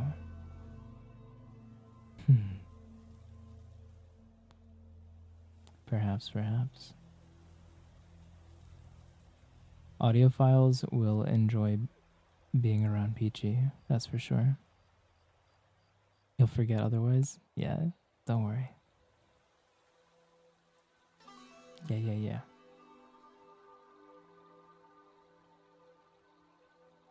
Hey, I see you joining. I see a couple of you joining the Discord. I appreciate it. Feel free to introduce yourselves in the Introduce Yourself channel as well, if you'd like to. Stramitsuya, thank you for the follow. Welcome to the Powerhouse. Glad to have you. I hope I said your name right. Strami? Can I call you Strami? Turning it into ASMR. Like pastrami. But there's no T. The T is later. Yeah, Strami? Okay, perfect. Hey, Abby, welcome in. Am I planning on getting a live 2D model soon? I'm in the market for one. I'm looking for the right artist. If I get a live 2D model, I'm not going half-assed, you know? May. Hey. Thank you for the follow. Welcome to the Powerhouse. My voice is softer than you expected. May is a new Twitter mutual of mine, I believe. Yeah, we started chatting a little bit yesterday. It was a very lovely discussion. Glad to have you here. You don't want to look janky if you go live 2D. Yeah, exactly. Like, I want to invest in it. I want it to be. See, I feel like this is no shade on any other VTubers, but like there are some times where like the model artists just don't do a great job of like making their character look the way it should, and it's kind of like tough to look at sometimes, you know? I want my model to be something that people want to look at, right? Like this PNG, I fucking love it. It's incredible. This was done by Afa, which you can find a link to her profile in my credits down below. You should definitely go check her out. She's an incredible artist. Afa_V on Twitter. But yes, the PNG will be a good match, but the live 2D or 3D can look not good. Yeah, exactly. I don't want to cheap out, you know? Like there's an artist that I found that a few of my friends have gotten models from, and they look pretty good. I just don't know how they'll do with mine. That's the only thing. Like the friends that I know who got their models from them are female. And I think there's one male person who got their model, but I haven't seen their model. You made your own? Ooh. Yeah, that is a skill set I do not have. I do not have the time to invest in it either. But yeah. I also have a live 2D artists channel in my Discord, so if you have suggestions for artists, feel free to throw links there. Tiggs has a pretty good model. Interesting. Yeah, as I said, feel free to hop in my Discord and drop some links for me, because I am in the market. Lil Poogie and Crushin'? Interesting. That's the other thing, is like I've found some artists that I think would do a really good job and that I could afford, but their comms are closed. Lil Poogie is such a cute name. Yeah, it is. So is Peachy So. That's also a cute name.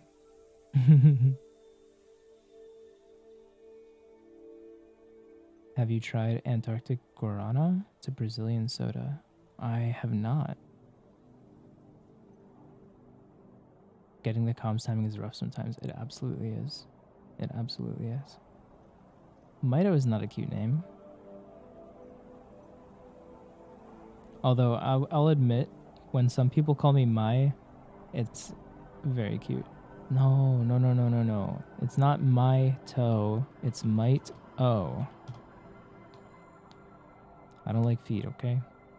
Might o.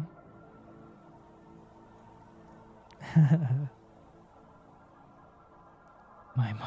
Oh. I might melt if you called me my Peachy. Oh my god, Sybil. Holy. You were calling me something completely wrong. Was it Mato? Was it Malito? Those are the common misreadings of my name. Tomato. Yeah, there's someone who calls me Tomato. Maikun. Mai Tai. That's funny. You're really unhinged. Oh, don't worry. We're pretty lewd here sometimes. I typically have drunk streams on Thursdays for me, which are, I guess, Thursday mornings for a lot of you. And it gets a bit wild. This is so peaceful you could sleep. Do you want to sleep? It's still pretty early for you. Aren't you like a night gremlin, Peachy? Maybe it'd be good for you to get some sleep. Oh, wait, no, you're Grandma Peachy. That's right. You go to bed hella early and wake up hella early as well. I forgot. Yeah, it's what, like 8 p.m. for you? Something like that? It's past your bedtime. Mm-hmm.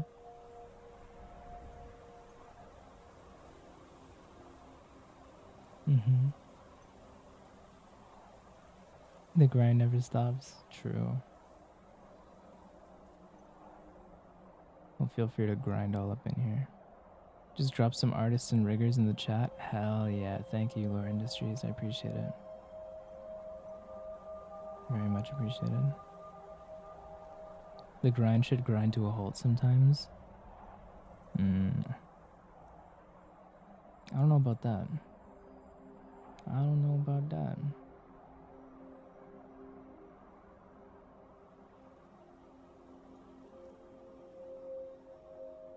Hell yeah. Hell yeah. Thank you for that. And I'll read those introductions later. Love to see that. Oh wait, what was the poll results? Fuck, I forgot to check. Fluster during drunk streams was fun to witness. Yeah, that's the thing. I don't fluster easily, but when I get drunk, that changes a little bit. Coraline one? Okay. Yeah, I was so like engrossed in talking with all of you.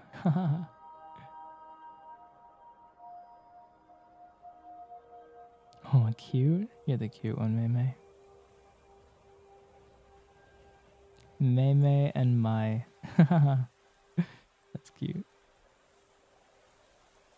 Aww. Another password generator. How adorable. Alright, we could read some Coraline. You guys down for that?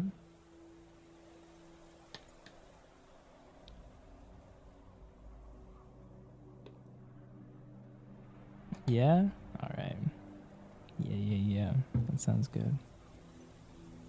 Let me just change my title.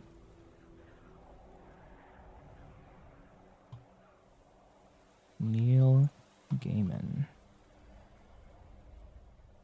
Beautiful.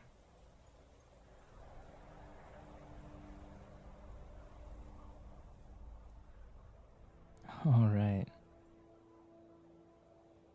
Let's get it started.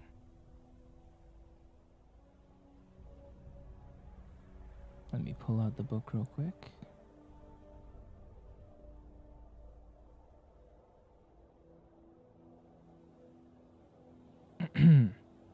The only Neil Gaiman book that I've read so far is Norse mythology. And I listened to the audiobook as well.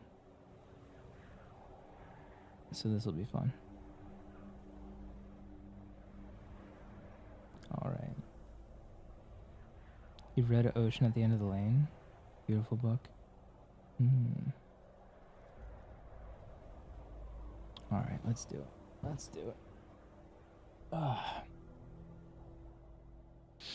Chapter 1. Coraline discovered the door a little while after they moved into the house. It was a very old house. It had an attic under the roof, and a cellar under the ground, and an overgrown garden with huge old trees in it.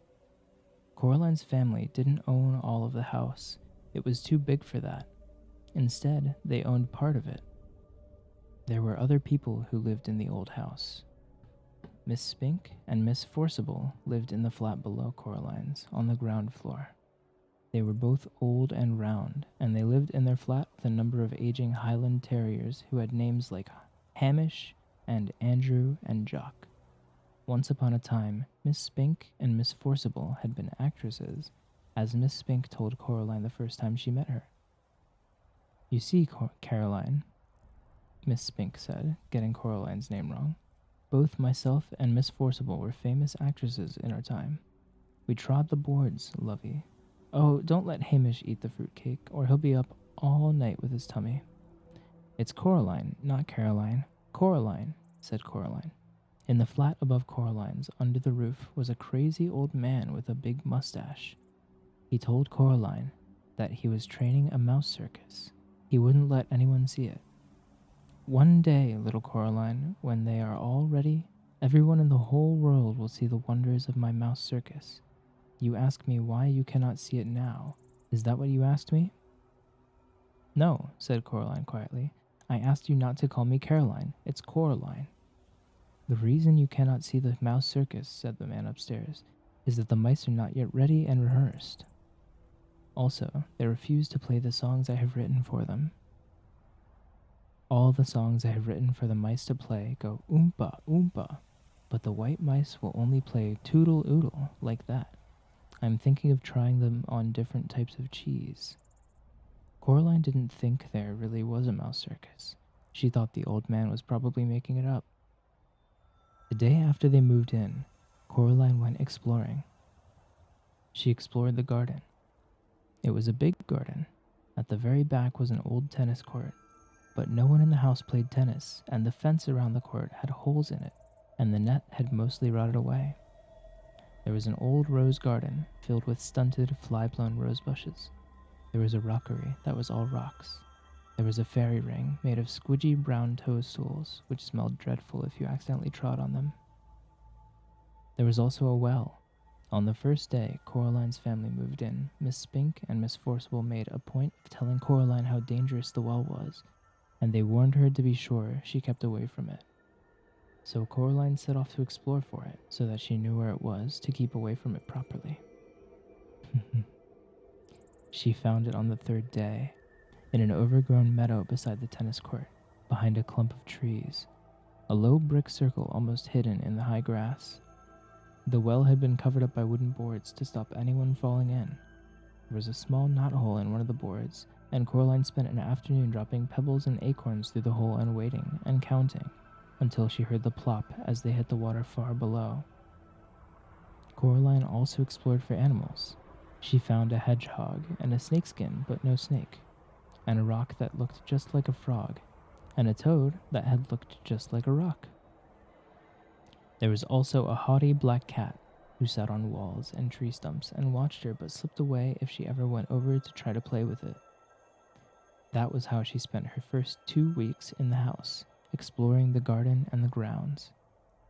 Her mother made her come back inside for dinner and for lunch, and Coraline had made sure she dressed up warm before she went out, for it was a very cold summer that year, but go out she did, exploring, every day until the day it rained when Coraline had to stay inside. What should I do? Asked Coraline. Read a book, said her mother. Watch a video. Play with your toys. Go and pester Miss Spink or Miss Forcible or the crazy old man upstairs. No, said Coraline. I don't want to do those things. I want to explore. I don't really mind what you do, said Coraline's mother, as long as you don't make a mess. Coraline went over to the windows and watched the rain come down. It wasn't the kind of rain you could go out in. It was the other kind, the kind that threw itself down from the sky and splashed where it landed. It was rain that meant business, and currently its business was turning the garden into a muddy, wet soup. Coraline had watched all the videos. She was bored with her toys, and she'd read all her books. She turned on the television. She went from channel to channel to channel, but there was nothing on but men in suits talking about the stock market and talk shows. Eventually, she found something to watch. It was the last half of a natural history program about something called protective coloration. She watched animals, birds, and insects which disguised themselves as leaves or twigs or other animals to escape from things that could hurt them. She enjoyed it, but it ended too soon and was followed by a program about a cake factory. It was time to talk to her father.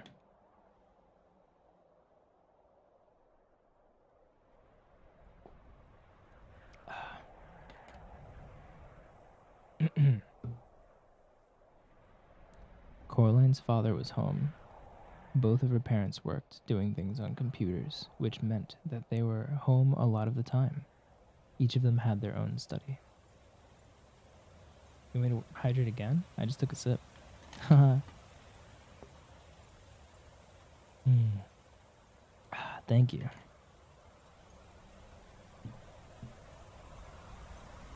More. You made me realize something. There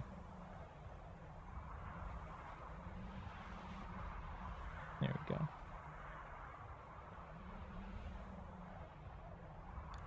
Hello, Coraline, he said when she came in without turning around. Said Coraline. It's raining. Yep, said her father. It's bucketing down. No, said Coraline. It's just raining. Can I go outside? What does your mother say? She says you're not going out in weather like that, Coraline Jones. Then no. But I want to carry on exploring. Then explore the flat, suggested her father. Look, here's a piece of paper and a pen. Count all the doors and windows. List everything blue. Mount an expedition to discover the hot water tank. And leave me alone to work. Can I go into the drawing room? The drawing room was where the Joneses kept the expensive and uncomfortable furniture Coraline's grandmother had left them when she died. Coraline wasn't allowed in there. Nobody went in there. It was only for Best. If you don't make a mess, and you don't touch anything. Coraline considered this carefully. Then she took the paper and pen and went off to explore the inside of the flat. She discovered the hot water tank. It was in a cupboard in the kitchen. She counted everything blue, 153. She counted the windows, 21. She counted the doors, 14. Of the doors that she found, 13 opened and closed. The other, the big carved brown wooden door at the far corner of the drawing room, was locked. She said to her mother, "Where does that door go?" "Nowhere, dear." "It has to go somewhere."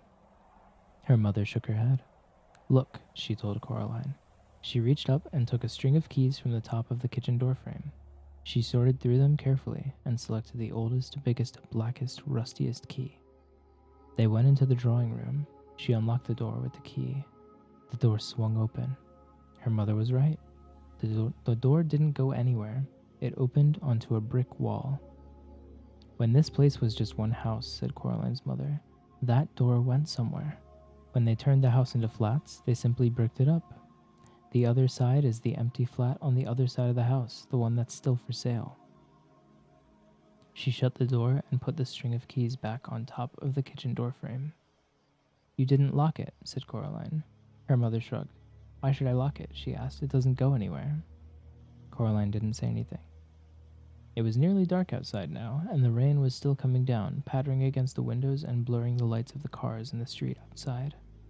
Coraline's father stopped working and made them all dinner. "Hydrate again?" Okay. Don't call me Bingus. That's not me.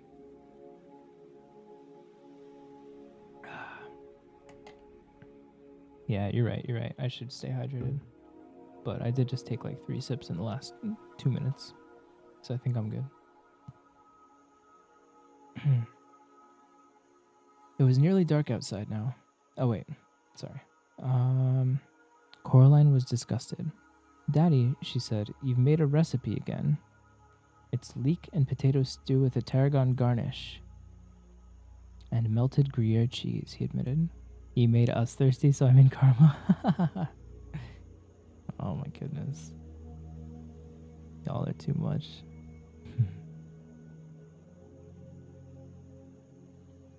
As every dom or top says, drink water. 2 sips isn't enough. Yeah. Coraline sighed. Then she went to the freezer and got out some microwave chips and a microwave mini pizza. You know I don't like recipes, she told her father, while her dinner went around and around. The little red numbers on the microwave oven counted down to 0. If you tried it, maybe you'd like it, said Coraline's father, but she shook her head. Brat revealed, I am a top. Excuse you. But I don't have to prove anything to you. That night, Coraline lay awake in her bed. The rain had stopped, and she was almost asleep when something went tut-tut-tut-tut-tut. She sat up in bed. Something went creak. Coraline got out of bed and looked down the hall, but saw nothing strange. She walked down the hall. From her parents' red bedroom came a low snoring. That was her mother. Yo! Baby! That's what I've been waiting for. That's Sorry, what I it's all should... about. The alerts are a little bit loud, I'm sorry. Anya, thank you for the raid. Welcome in, raiders. Hello, hello. Scared the... I know, I'm sorry. I gotta think of something to do to mute alerts. Here, I'll just turn them off for now. I apologize. Anya, how was your stream? Welcome in. What were you up to?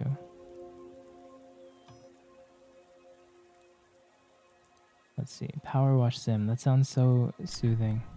Oh. Please don't kill me. Oh.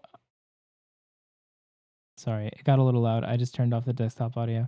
I turned off alerts, but apparently the shout out clip still played for some reason. Okay. Sorry about that. I'm not trying to destroy all of these eardrums. I need to figure out a different alert system for ASMR streams, because clearly that's a bit too much. I hope you had a nice stream, Anya, though. I very much appreciate the raid. Welcome in, raiders. My name is Mito. I'm a villain VTuber. Today we're doing something a little bit different from my usual content, but I might do this a little bit more regularly. We're reading some stories and doing a little bit of ASMR. Been trying to catch my streams for a week now. You're playing Hades and Power Wash. Oh, I appreciate you wanting to stop by, and I very much appreciate the raid and the support. Stream has been very good. Earlier we read some Name of the Wind by Patrick Rothfuss. It's my favorite book. We also just like chatted for the first hour of stream, but we recently switched to Coraline. We're on page 10, so it's not far in at all.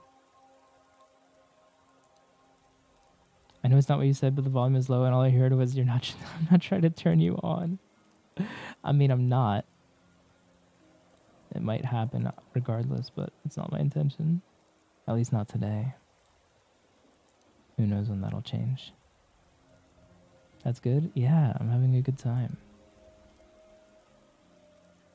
It is happening, but it's okay. You know what? I'll take that. I will take that. Hey, yo. Did you find me on Twitter, Anya? I wonder.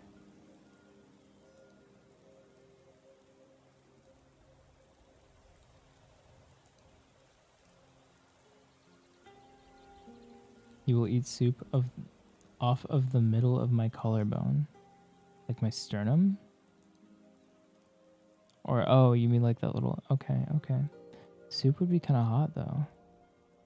Might burn me. Why don't you just do a shot out of my collarbone? We've interacted lots on Twitter, which is where I found... Yeah. I thought your name sounded familiar.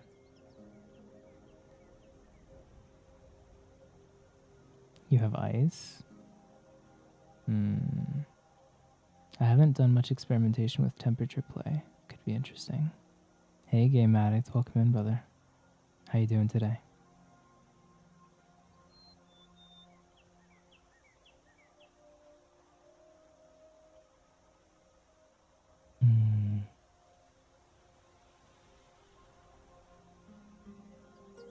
Alright, shall we return?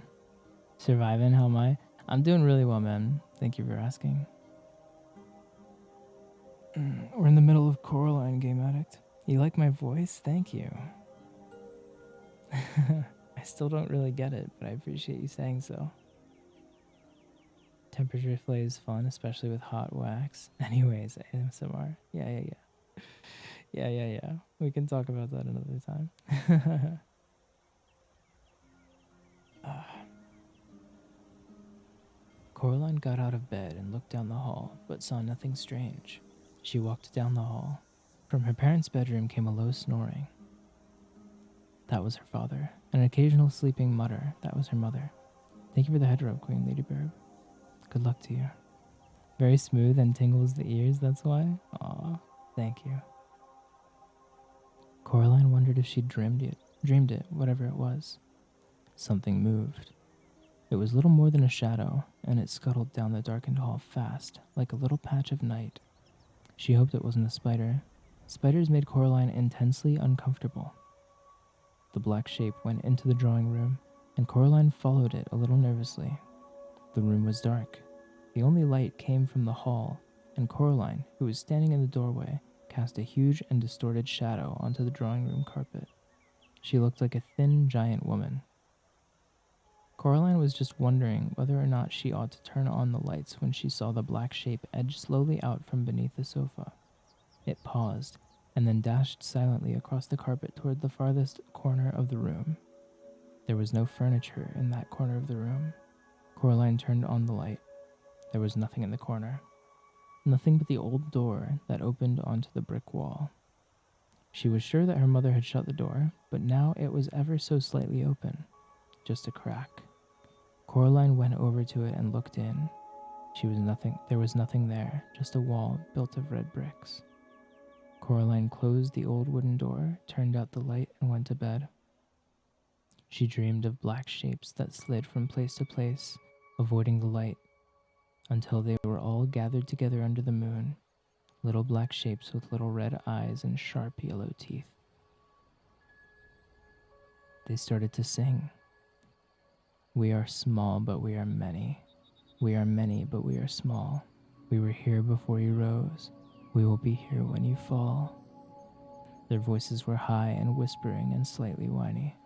They made Coraline feel uncomfortable. Then Coraline dreamed a few commercials, and after that she dreamed of nothing at all. Oh, hi, Legion. Chapter 2. The next day it had stopped raining, but a thick white fog had lowered over the house. I'm going for a walk, said Coraline. Don't go too far, said her mother, and dress up warmly. Coraline put on her blue coat with a hood, her red scarf, and her yellow Wellington boots. She went out. Miss Spink was walking her dogs. Hello, Caroline, said Miss Spink. Rotten weather. Yes, said Coraline. I played Portia once, said Miss Spink. Miss Forcible talks about her Ophelia, but it was my Portia that they came to see when we trod the boards. Hi, Becca, and hi, Kai. You're alive, but I'm about to put you back to sleep? Yeah, you made it through your subathon, yeah? Glad to see you're alive and well, but, I mean, a little sleep would probably do you some good. Glad to see you here. And Becca, I hope you're doing well. What am I doing today? We're reading some books today. Right now we're reading Coraline. We just got to chapter 2. You've been asleep for 12 hours? Good. You needed it, I'm sure. I don't think you sleep enough.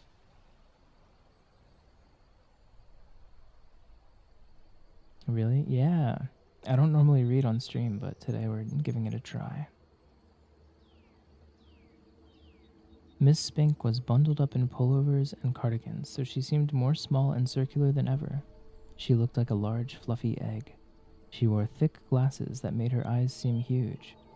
They used to send flowers to my dressing room. They did, she said. Who did? Asked Coraline. Miss Spink looked around cautiously, looking over first one shoulder and then over the other, peering into the mists as though someone might be listening. I'm good at reading? Thank you. Men, she whispered. Then she tugged the dogs to heel and waddled off back toward the house. Coraline continued her walk. She was 3/4 of the way around the house when she saw Miss Forcible standing at the door to the flat she shared with Miss Spink. Have you seen Miss Spink, Caroline? Coraline told her that she had, and that Miss Spink was out walking the dogs. I do hope she doesn't get lost. It'll bring on her shingles if she does, you see, said Miss Forcible. You'd have to be an explorer to find your way through around this fog. I'm an explorer, said Coraline. Of course you are, Lovey, said Miss Forcible. Don't get lost now. Coraline continued walking through the gardens in the gray mist. She always kept in sight of the house. After about 10 minutes of walking, she found herself back where she had started. The hair over her eyes was limp and wet, and her face felt damp. Hydrate? You got it.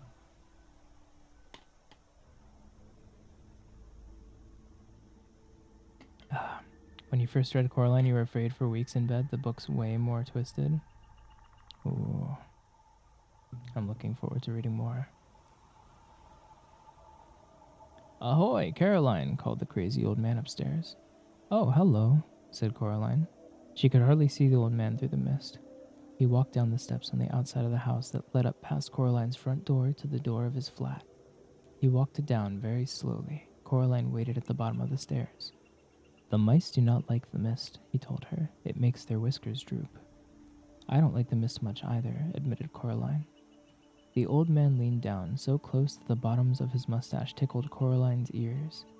The mice have a message for you, he whispered. Coraline didn't know what to say. The message is this. Don't go through the door. He paused. Does that mean anything to you? No, said Coraline. The old man shrugged. They're funny, the mice. They get things wrong. They got your name wrong, you know. They kept saying Coraline, not Caroline. Not Caroline at all. He picked up a milk bottle from the bottom of the stairs and started back up to his attic flat. Coraline went indoors. Her mother was working in her study. Her mother's study smelled of flowers. What shall I do? Asked Coraline. When do you go back to school? Asked her mother. Next week, said Coraline. Said her mother. I suppose I shall have to get you new school clothes. Remind me, dear, or else I'll forget. And she went back to typing things on the computer screen. What shall I do? Repeated Coraline. Draw something. Her mother passed her a sheet of paper and a ballpoint pen. Coraline tried drawing the mist. After 10 minutes of drawing, she still had a white sheet of paper with M-I-S-T written on it in one corner in slightly wriggly letters. She grunted and passed it to her mother. Very modern, dear, said Coraline's mother. Coraline crept into the drawing room and tried to open the old door in the corner. It was locked once more. She supposed her mother must have locked it again. She shrugged. Coraline went to see her father. He had his back to the door as he typed. Go away, he said cheerfully as she walked in. I'm bored, she said. Learn how to tap dance, he suggested, without turning around. Coraline shook her head. Why don't you play with me? She asked. Busy, he said. Working, he added. He still hadn't turned around to look at her. Why don't you go and bother Miss Spink and Miss Forcible? Coraline put on her coat and pulled up her hood and went out of the house. She went downstairs. She rang the door of Miss Spink and Miss Forcible's flat. Coraline could hear a frenzied woofing as the Scotty dogs ran out into the hall. After a while, Miss Spink opened the door. Oh, it's you, Caroline, she said. Angus, Hamish, Bruce, down now, lovies. It's only Caroline. Come in, dear. Would you like a cup of tea? The flat smelled of furniture polish and dogs. Yes, please, said Coraline. Miss Spink led her into a dusty little room, which she called the parlor. On the walls were black and white photographs of pretty women and theater programs in frames. Miss Forcible was sitting in one of the armchairs, knitting hard. They poured Coraline a cup of tea in a little pink bone china cup with a saucer. They gave her a dry Garibaldi biscuit to go with it. Miss Forcible looked at Miss Spink, picked up her knitting, and took a deep breath. Anyway, April, as I was saying, you still have to admit there's life in the old dog yet. Miriam, dear, neither of us is as young as we were. Madame Arcadi, replied Miss Forcible, the nurse and Romeo, Lady Bracknell, character parts. They can't retire you from the stage. Now, Miriam, we agreed, said Miss Spink. Coraline wondered if they'd forgotten she was there. They weren't making much sense. She decided they were having an argument as old and comfortable as an armchair, the kind of argument that no one really ever wins or loses, but which can go on forever if both parties are willing. She sipped her tea. I'll read the leaves if you want, said Miss Spink to Coraline. Sorry, said Coraline. The tea leaves, dear. I'll read your fortune. Coraline passed Miss Spink her cup. Miss Spink peered short-sightedly at the black tea leaves in the bottom. She pursed her lips. You know, Caroline, she said after a while, you are in terrible danger. Miss Forcible snorted and put down her knitting. Don't be silly, April. Stop scaring the girl. Your eyes are going. Pass me that cup, child. Coraline carried the cup over to Miss Forcible. Miss Forcible looked into it carefully, shook her head, and looked into it again. Oh dear, she said. You were right, April. She is in danger. See, Miriam? Said Miss Spink triumphantly. My eyes are as good as they ever were. What am I in danger from? Asked Coraline. Mrs. Spink and Forcible stared at her blankly.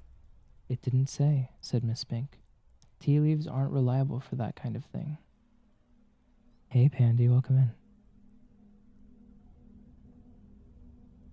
Not really. They're good for general, but not for specifics. What should I do then? Asked Coraline, who was slightly alarmed by this. Don't wear green in your dressing room, suggested Miss Spink. Or mention the Scottish play, added Miss Forcible. Coraline wondered why so few of the adults she had met made any sense. She sometimes wondered who they thought they were talking to. And be very, very careful, said Miss Spink. She got up from the armchair and went over to the fireplace. On the mantelpiece was a small jar, and Miss Spink took off the top of the jar and began to pull things out of it. There was a tiny china duck, a thimble, a strange little brass coin, 2 paper clips, and a stone with a hole in it. She passed Coraline the stone with a hole in it. What's this for? Asked Coraline. The hole went all the way through the middle of the stone. She held it up to the window and looked through it. It might help, said Miss Spink. They're good for bad things sometimes. Coraline put on her coat, said goodbye to Mrs. Spink and Forcible, and to the dogs, and went outside. The mist hung like blindness around the house. She walked slowly to the stairs up to her family's flat, and then stopped and looked around. In the mist, it was a ghost world. In danger, she thought Coraline to herself. It sounded exciting. It didn't sound like a bad thing. Not really. Coraline went back upstairs, her fist closed tightly around her new stone. Hey, Zeri. That's okay, Becca. Take your time. Hope to see you again. How you doing, Zeri? We're reading Coraline today. Chapter 3. The next day, the sun shone, and Coraline's mother took her into the nearest large town to buy clothes for school. They dropped her father off at the railway station. He was going into London for the day to see some people. Coraline waved goodbye to him. Waved him goodbye. Oh my goodness. They went to the department store to buy the school clothes. Coraline saw some day-glow green gloves she liked a lot. Her mother refused to buy them for her, preferring instead to buy white socks, navy blue school underpants, 4 gray blouses, and a dark gray skirt. But Mum, everybody at school's got gray blouses and everything. Nobody's got green gloves. I could be the only one. Her mother ignored her.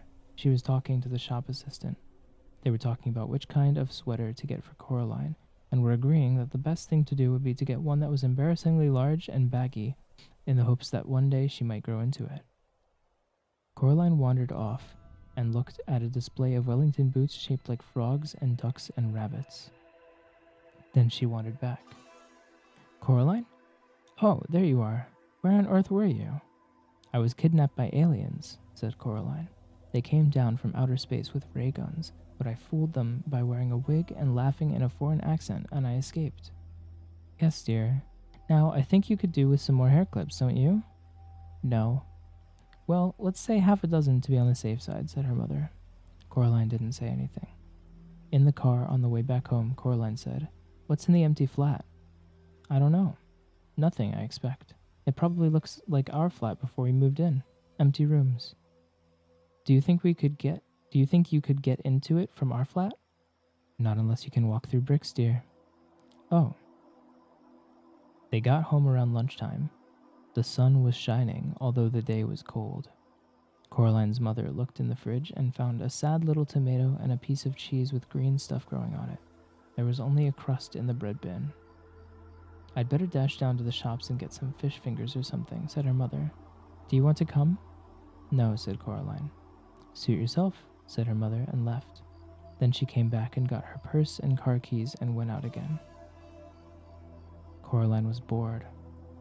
She flipped through a book her mother was reading about native people in a distant country, how every day they would take pieces of white silk and draw on them in wax, then dip the silks in dye, then draw on them more in wax and dye them some more, then boil the wax out in hot water, and then finally throw the now beautiful cloths on a fire and burn them to ashes. It seemed particularly pointless to Coraline, but she hoped that the people enjoy it. She was still bored, and her mother wasn't yet home. Coraline got a chair and pushed it over to the kitchen door.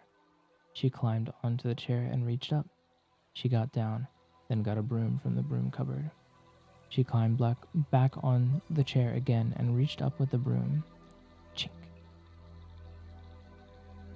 She climbed down from the chair and picked up the keys. She smiled triumphantly. Then she leaned the broom against the wall and went into the drawing room. The family did not use the drawing room. They had inherited the furniture from Coraline's grandmother, along with the wooden coffee table, a side table, a heavy glass ashtray, and the oil painting of a bowl of fruit. Coraline could never work out why anyone would want to paint a bowl of fruit. Other than that, the room was empty. There were no knickknacks on the mantelpiece, no statues or clocks, nothing that made it feel comfortable or lived in. The old black key felt colder than any of the others. She pushed it into the keyhole. It turned smoothly with a satisfying clunk. Coraline stopped and listened. She knew she was doing something wrong, and she was trying to listen for her mother coming back, but she heard nothing.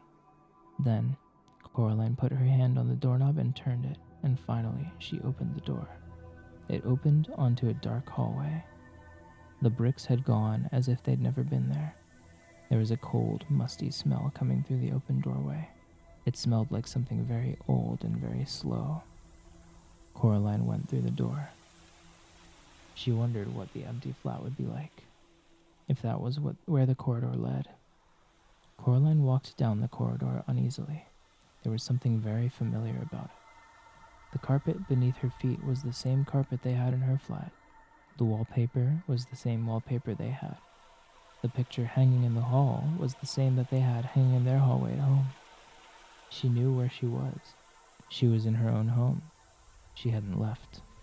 She shook her head, confused. She stared at the picture hanging on the wall. No, it wasn't exactly the same. The picture they had in their own hallway showed a boy in old-fashioned clothes staring at some bubbles. But now, the expression on his face was different.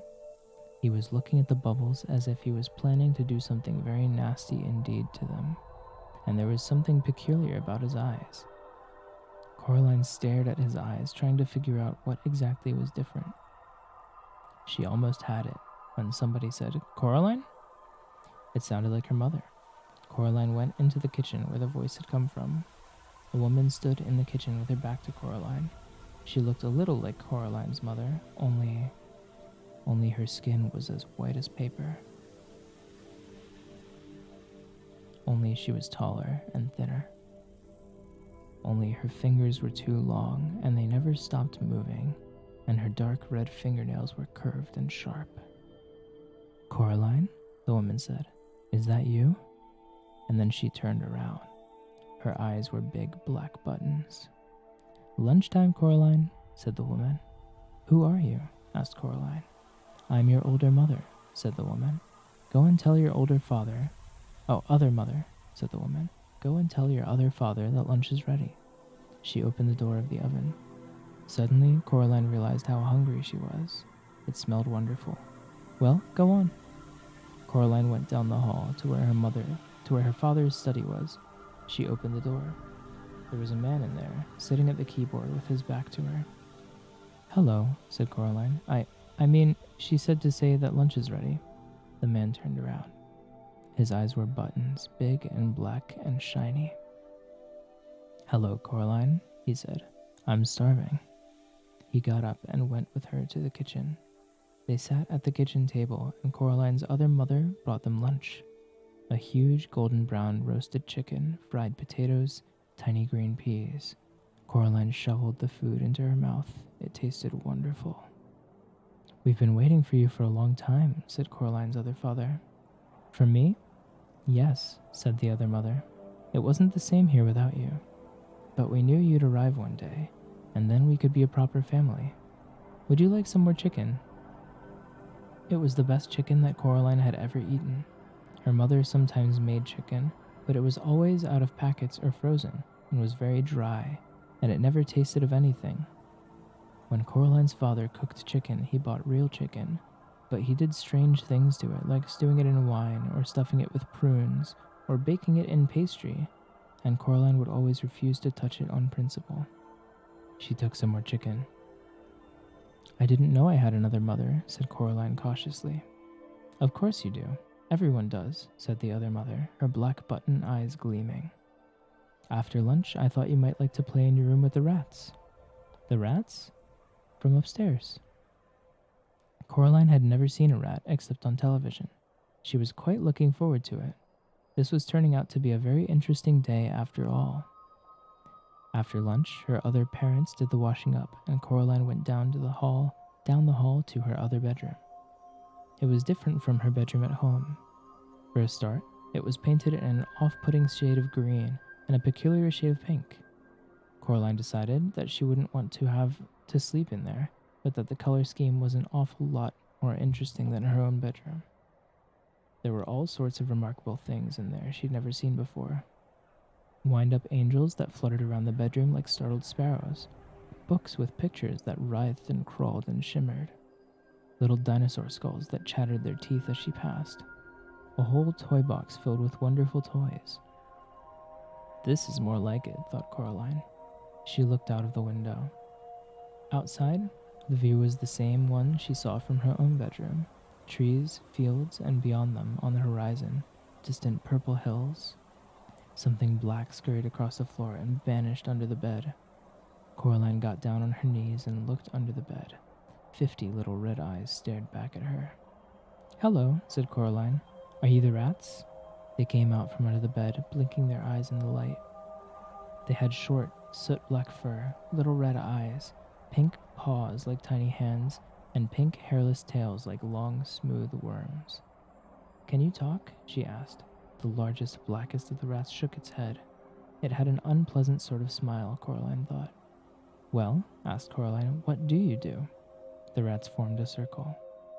Then they began to climb on top of each other, carefully but swiftly, until they had formed a pyramid with the largest rat at the top. The rats began to sing in high, whispery voices. We have teeth and we have tails. We have tails and we have eyes. We were here before you fell. You will be here when we rise. It wasn't a pretty song. Coraline was sure she'd heard it before or something like it, although she was unable to remember exactly where.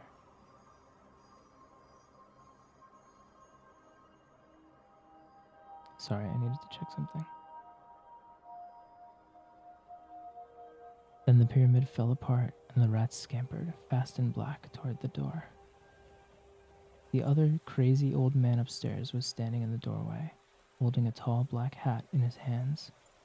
The rats scampered up him, burrowing into his pockets, into his shirt, up his trouser legs, down his neck. The largest rat climbed onto the old man's shoulders, swung up on the long gray mustache past the big black button eyes, and onto the top of the man's head. In seconds, the only evidence that the rats were there at all were the restless lumps under the man's clothes, forever sliding from place to place across him. And there was still the largest rat, who stared down with glittering red eyes at Coraline from the man's head. The old man put his hat on, and the last rat was gone. Hello, Coraline, said the other old man upstairs. I heard you were here. It is time for the rats to have their dinner. But you can come up with me, if you'd like, and watch them feed. There was something hungry in the old man's button eyes that made Coraline feel uncomfortable. No, thank you, she said. I'm going outside to explore. The old man nodded, very slowly. Coraline could hear the rats whispering to each other. although she could not tell what they were saying. She was not certain that she wanted to know what they were saying. Her other parents stood in the kitchen doorway as she walked down the corridor, smiling identical smiles and waving slowly. "Have a nice time outside," said her other mother. "We'll just wait here for you to come back," said her other father. When Coraline got to the front door, she turned back and looked at them. They were still watching her and waving and smiling. Coraline walked outside and down the steps.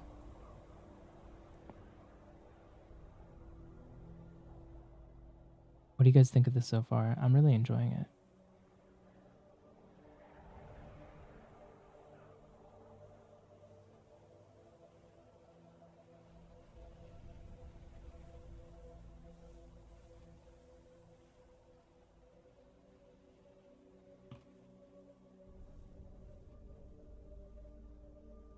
You're loving it? Love it? It's creepy and awesome? Yeah, I I should read more Neil Gaiman. The way that he writes is like, it feels like such a simple style, but it establishes tone so well. Like, it kind of reads like a children's story, but it still conveys so much, you know? Does that make sense?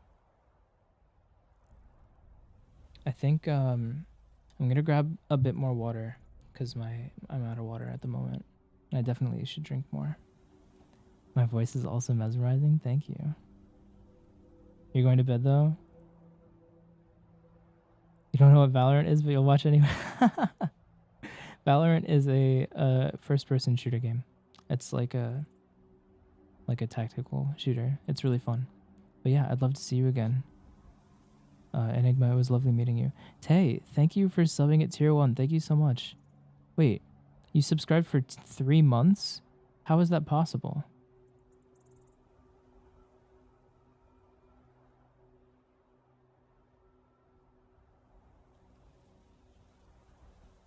Did you sub for 3 months at a ahead?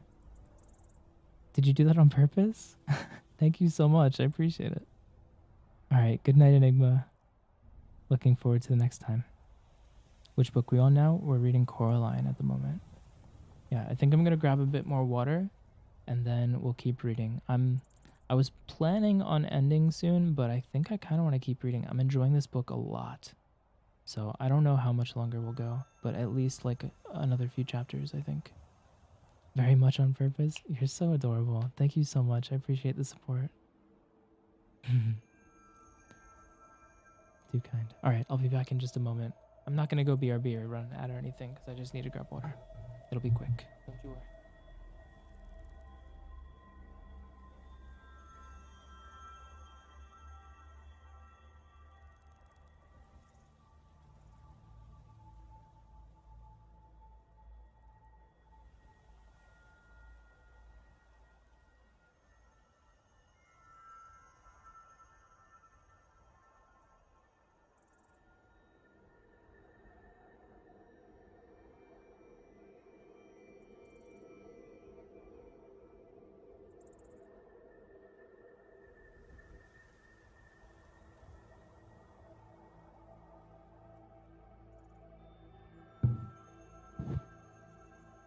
No. Sorry, we didn't read Throne of Glass yet. Don't you worry. Stretch? I can do that, Lava. Oh my god. Okay. Wow, that was so necessary. Oh, thank you.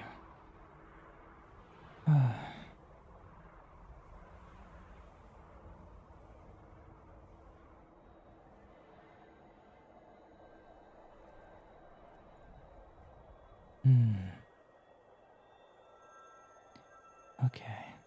I've been thinking about what I want to do for lunch. You'll have to admit you fell asleep. That's a compliment, honestly. If I can get you that relaxed that you fell asleep.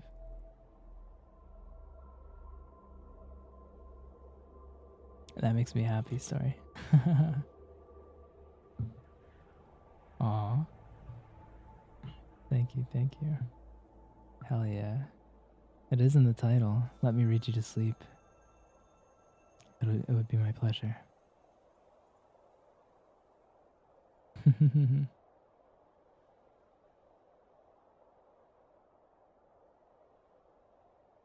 fell asleep during my Valorant stream? Really? Certainly not the drunk one.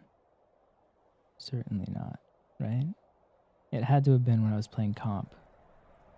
Because there's no way. I was too rowdy during the drunk stream.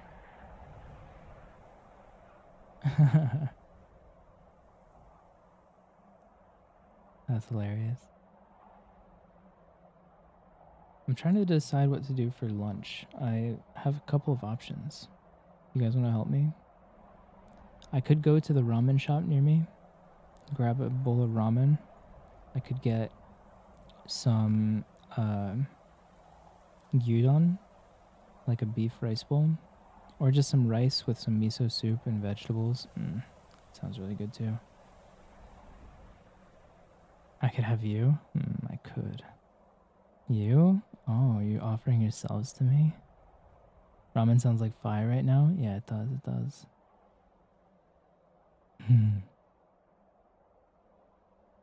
Gyudon sounds amazing? It does, it does.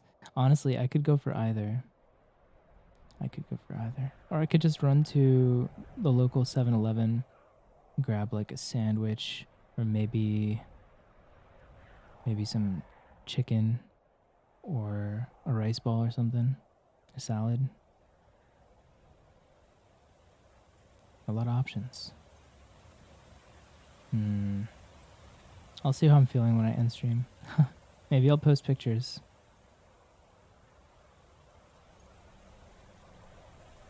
I'll throw some pictures in the Discord whatever I choose to get. I might be leaning towards gyudon. I feel like ramen might be, I don't know. Actually, a nice broth sounds really good. Yeah, no, don't you worry, Starry. We probably won't get to it today, unfortunately. Just because I'm starting to feel the vocal strain a little bit, and I don't want to push myself crazy far. Especially because we're doing both karaoke night tomorrow, and I have choir practice as well. So I need at least a little bit of voice left. I'm going to choir practice after karaoke night, so at least I'll be nice and warmed up. But yeah, no, we'll definitely do this again. I'm having a lovely time, and you might rewatch the VOD for the previous reads. The VOD will be up on my VOD channel, eventually. I don't always upload them right away, but I make sure that all of my VODs go on my VOD channel so they don't get deleted by Twitch. Because I think Twitch only keeps my VODs around for, what, like 60 days because I have Prime? I do sing, Kai. If you want to hear me sing, you can join us for karaoke night tomorrow. It'll be in 23 hours. Yeah, if you want to join karaoke night, as I said before, you don't have to sing. You can join and just listen to everyone who wants to sing. If it ends up being just me singing the whole time, that's totally fine. But you're also welcome to sing if you'd like to. Yeah. We've had a lot of fun with karaoke nights in the past. Sometimes we can get a lot of people in there and it gets pretty wild, but I haven't really had a karaoke night since I've started this little growth spurt, you know? So I'm curious to see how many people we can get in there. You'd sing, but your voice scares people because of your range? Scares people how? I have a decent range as well. I can't sing very low, but I can sing pretty damn high in chest voice. That's something I pride myself on. Like, I think the other day I sang a high A during warm-ups in chest voice. Not the easiest, but I also felt like I could go higher if I wanted to, which felt really good. I used to belt in the car all the time. That's one thing I miss about driving is like when I drive, I sing. It's just something I do, you know? But I don't have a car in Japan, so I haven't been able to sing much. all I do is like sing at choir or like whenever I do a karaoke night. But like Japanese apartments have thin walls, so I'm always hesitant to sing or make a lot of noise. Um, which is why I'm excited for karaoke night, 'cause it'll give me a little outlet. You might not be the best singer, but you can at least probably say you sound decent while belting. You also don't need to be, you don't need to worry about being good or bad. You know, karaoke night is about having fun first and foremost.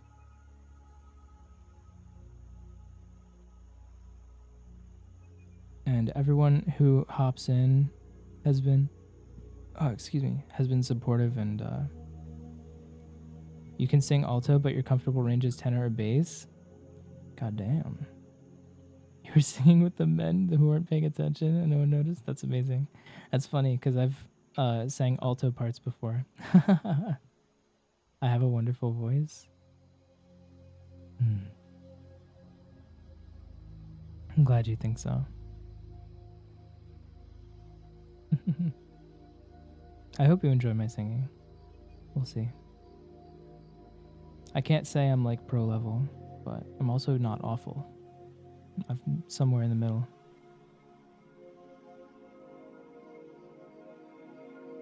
All right. Shall we continue?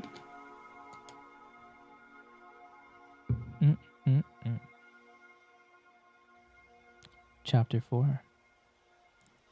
The house looked exactly the same from the outside, or almost exactly the same. Around Miss Spink and Miss Forcible's door were blue and red light bulbs that flashed on and off, spelling out words, the lights chasing each other around the door. On and off, around and around. Astounding was followed by a theatrical and then triumph. It was a sunny, cold day, exactly like the one she'd left. There was a polite noise from behind her. She turned around. Standing on the wall next to her was a large black cat, identical to the large black cat she'd seen in the grounds at home. "Good afternoon," said the cat. Its voice sounded like the voice at the back of Coraline's head, the voice she thought words in, but a man's voice, not a girl's. "Hello," said Coraline. "I saw a cat like you in the garden at home. You must be the other cat." The cat shook its head. "No," it said, "I'm not the other anything. I'm me." It tipped its head to one side. Green eyes glinted. "You people are spread all over the place. Cats, on the other hand, keep ourselves together, if you see what I mean." "I suppose. But if you're the same cat I saw at home, how can you talk?" "Cats don't have shoulders, not like people do." But the cat shrugged, in one smooth moment that started at the tip of its tail and ended in a raised movement of its whiskers. "I can talk." "Cats don't talk at home." "No?" said the cat. "No," said Coraline. The cat leaped smoothly from the wall to the grass near Coraline's feet. It stared up at her. "Well, you're the expert on these things," said the cat dryly. "After all, what would I know? I'm only a cat." It began to walk away, head and tail held high and proud. "Come back," said Coraline. "Please, I'm sorry. I really am."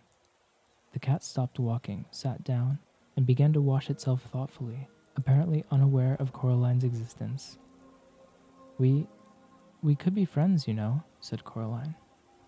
"We could be rare specimens of an exotic breed of African dancing elephants," said the cat, "but we're not.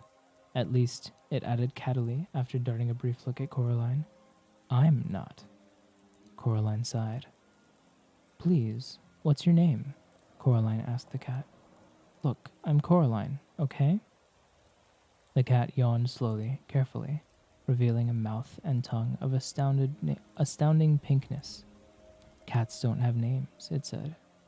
"No?" said Coraline. "No," said the cat. "Now, you people have names. That's because you don't know who you are. We know who we are, so we don't need names." There was something irritatingly self-centered about the cat, Coraline decided, as if it were, in its opinion, the only thing in any world or place that could possibly be of any importance. Half of her wanted to be very rude to it. The other half of her wanted to be polite and deferential. The polite half won. "Please, what is this place?" The cat glanced around briefly. "It's here," said the cat. "I can see that. Well, how did you get here?" Like you did. I walked, said the cat. Like this. Coraline watched as the cat walked slowly across the lawn. It walked behind a tree, but didn't come out the other side. Coraline went over to the tree and looked behind it. The cat was gone. She walked back toward the house. There was another polite noise from behind her. It was the cat. By the by, it said, it was sensible of you to bring protection. I'd hang on to it if I were you. Protection? That's what I said the cat. And anyway, it paused and stared intently at something that wasn't there. Then it went down into a low crouch and moved slowly forward. 2 or 3 steps. It seemed to be stalking an invisible mouse. Abruptly, it turned tail and dashed for the woods. It vanished among the trees. Coraline wondered what the cat had meant. She also wondered whether cats could all talk where she came from and just chose not to, or whether they could only talk when they were here, wherever here was. She walked down the brick steps to the Mrs. Spink and Forcible's front door. The blue and red lights flashed on and off. The door was open, just slightly. She knocked on it, but her first knock made the door swing open and Coraline went in. She was in a dark room that smelled of dust and velvet. The door swung shut behind her, and the room was black. Hey, Egypt, welcome in. I'm glad you find it relaxing, and I'm glad you are enjoying my chrome dome. You can polish it if you want to.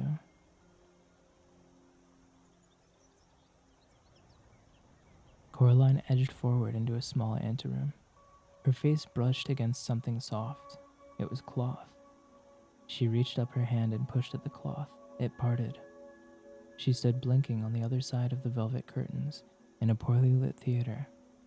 Far away, at the edge of the room, was a high wooden stage, empty and bare, a dim spotlight shining onto it from high above.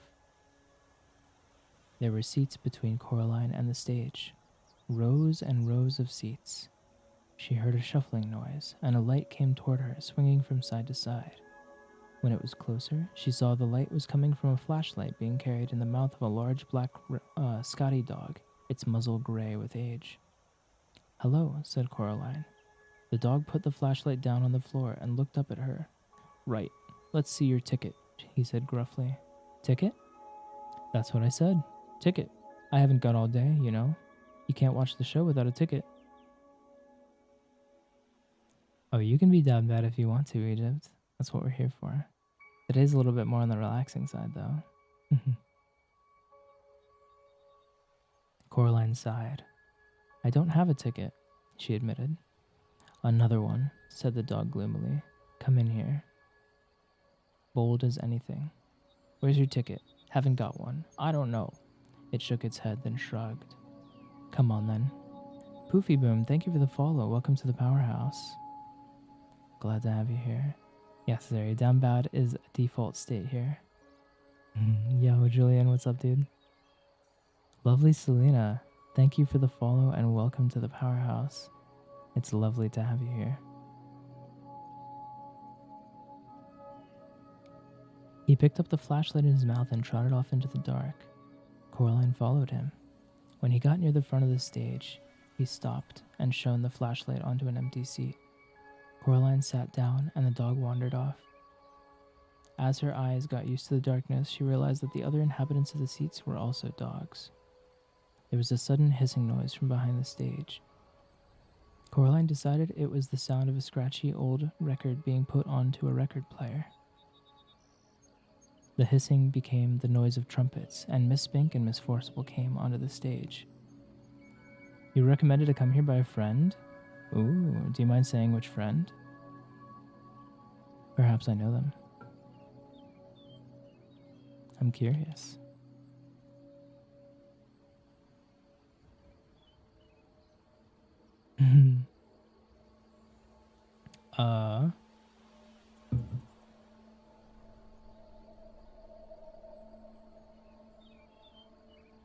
You don't have to out them if you don't want to. I am curious, though. Perhaps you could send me a whisper.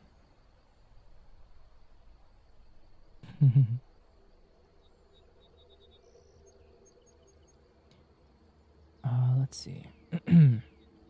Miss Spink was riding a one-wheeled bicycle and juggling balls. Miss Forcible skipped behind her, holding a basket of flowers. She scattered the flower petals across the stage as she went. They reached the front of the stage, and Miss Spink leaped nimbly off the unicycle, and the two old women bowed low. Your friend recommended me to you as well? Interesting, interesting. Poofy and Lovely, do you know each other? You both followed at a very similar time. Did you come from the same place, I wonder? Or is it just a coincidence? You were friends? Okay, that makes a lot of sense. Which friend, though, I wonder? I am very curious now.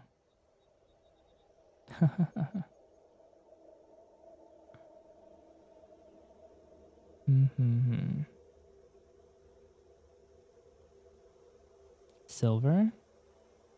Ah, okay. Silver Anya, right?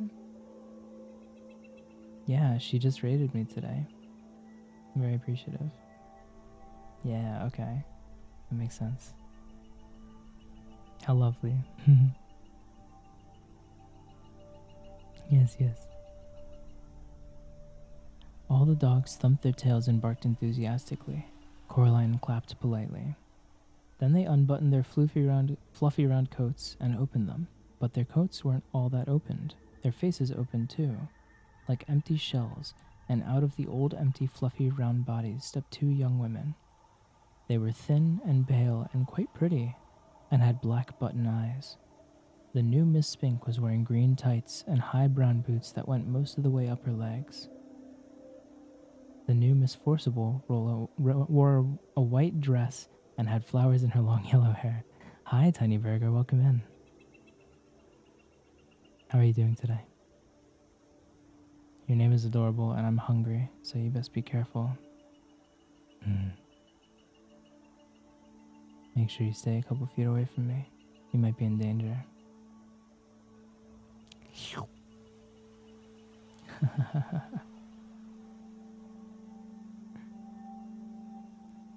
Coraline pressed back against her seat. Miss Spink went off the stage, and the noise of trumpets squealed as the gramophone needle dug its way across the record and was pulled off. This is my favorite bit, whispered the little dog in the seat next to her.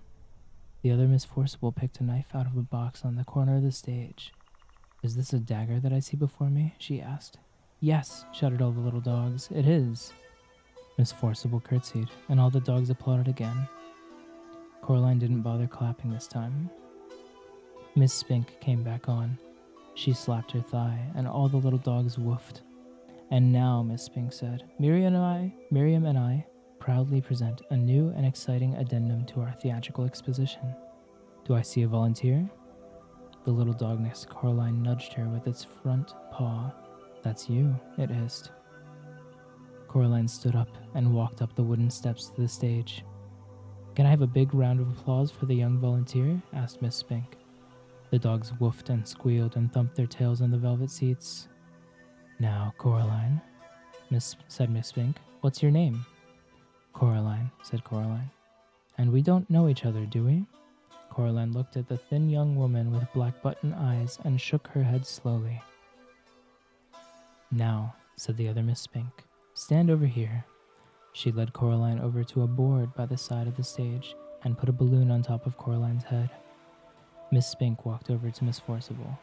She blindfolded Miss Forcible's button eyes with a black scarf and put the knife into her hands. Then she turned her round 3 or 4 times and pointed her at Coraline. Coraline held her breath and squeezed her fingers into 2 tight fists. Miss Forcible threw the knife at the balloon. It popped loudly, and the knife stuck into the board just above Coraline's head and twanged there. Coraline breathed out. The dogs went wild. Kai Takai, thank you for the follow, and welcome to the Powerhouse. I'm glad to have you here. Miss Spink gave Coraline a very small box of chocolates and thanked her for being such a good sport. Coraline went back to her seat. You were very good, said the little dog. Thank you, said Coraline. Miss Forcible and Miss Spink began juggling with huge wooden clubs. Coraline opened the box of chocolates. The dog looked at them longingly. Would you like one? She asked the little dog. Yes, please, whispered the dog. Only not toffee ones, they make me drool. I thought chocolates weren't very good for dogs, she said, remembering something Miss Forcible had once told her. Maybe where you come from, whispered the little dog. Here, it's all we eat.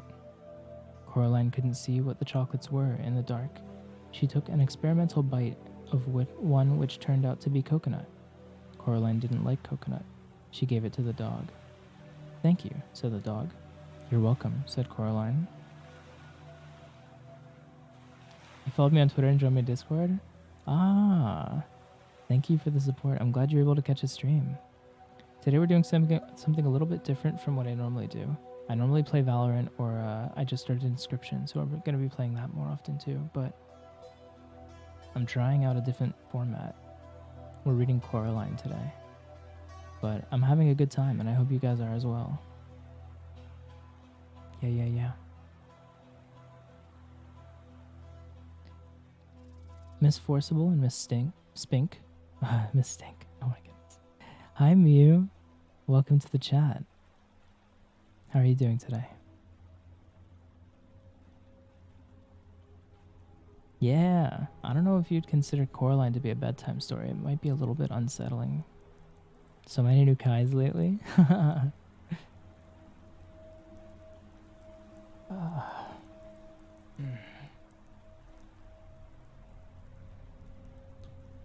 Miss Forcible and Miss Spink were doing some acting.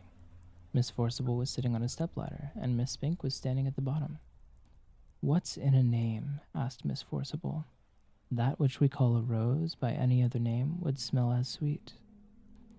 Have you got any more chocolates? Said the dog. Coraline gave the dog another chocolate. I know not how to tell thee who I am, said Miss Spink to Miss Forcible. This bit finishes soon, whispered the dog. Then they start folk dancing. How long does this go on for? Asked Coraline. The theater. All the time, said the dog, forever and always. Here, said Coraline, keep the chocolates. Thank you, said the dog. Coraline stood up. See you soon, said the dog. Bye, said Coraline. She walked out of the theater and back into the garden. She had to blink her eyes at the daylight.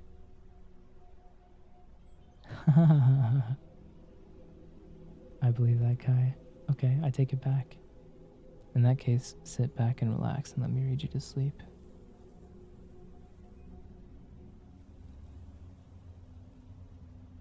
Her other parents were her other parents were waiting for her in the garden, standing side by side. They were smiling. Did you have a nice time? Asked her other mother. It was interesting, said Coraline. The three of them walked back up to Coraline's other house together. Coraline's other mother stroked Coraline's hair with her long white fingers. Coraline shook her head. Don't do that, said Coraline. Her other mother took her hand away. We poggin? Love to see that. My voice is nice and calm. Clam? I don't like clams very much, but I'm glad you think it's nice. Not your usual way of being put to sleep? What is your usual way, I wonder?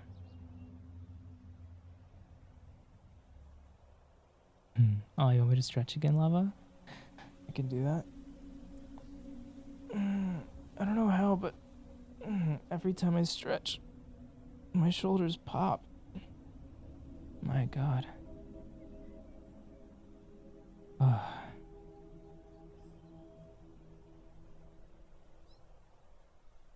Claiming? Someone's on mobile.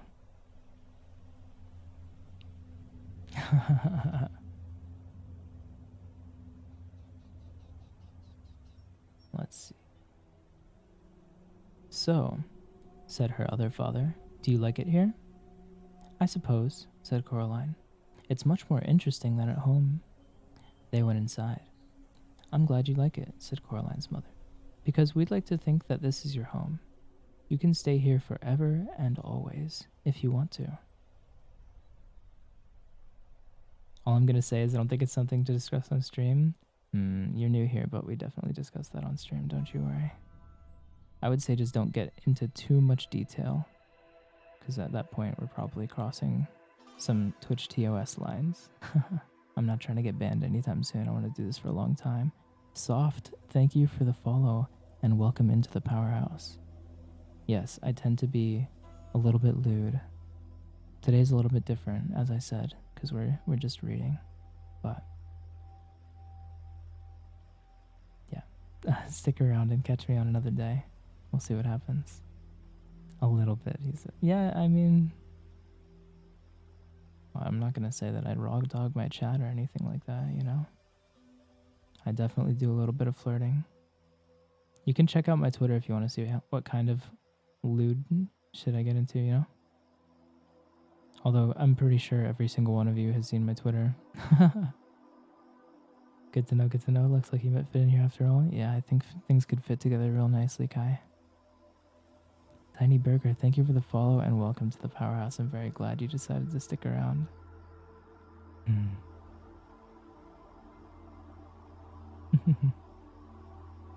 Aw, you guys are making me so happy. I just want to squish you. My adorable little chat. We haven't gone into daddy territory so far. So far, you might have missed a stream or two then. I think there were a couple of streams where a few people were calling me daddy pretty regularly. Let me not start blushing from one short line. Oh, trust me, it's not short.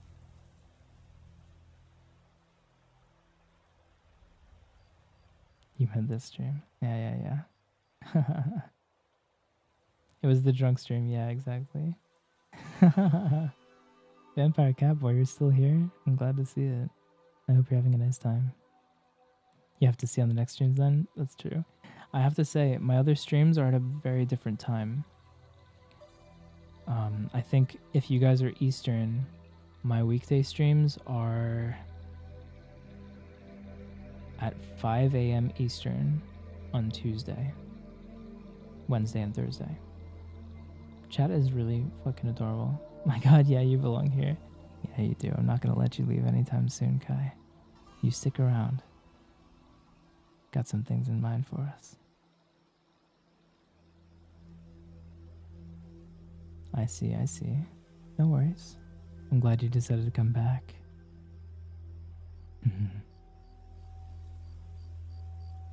It's the coming back that makes me happiest. Going to have to just stay up at 5 a.m. then. Don't lose any sleep just for me, okay?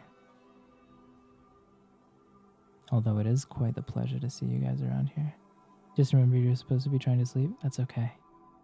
Let me get back to reading and then maybe you can catch some Z's, yeah? Or perhaps your mind is on other things now.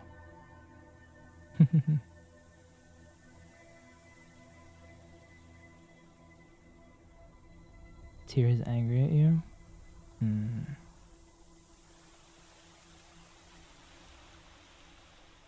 I'm sure you won't stay angry.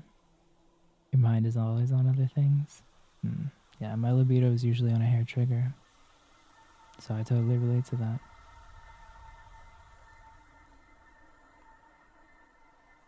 Said Coraline. She put her hands in her pockets and thought about it. Her hand touched the stone that the real Mrs. Spink and Forcible had given her the day before, the stone with the hole in it.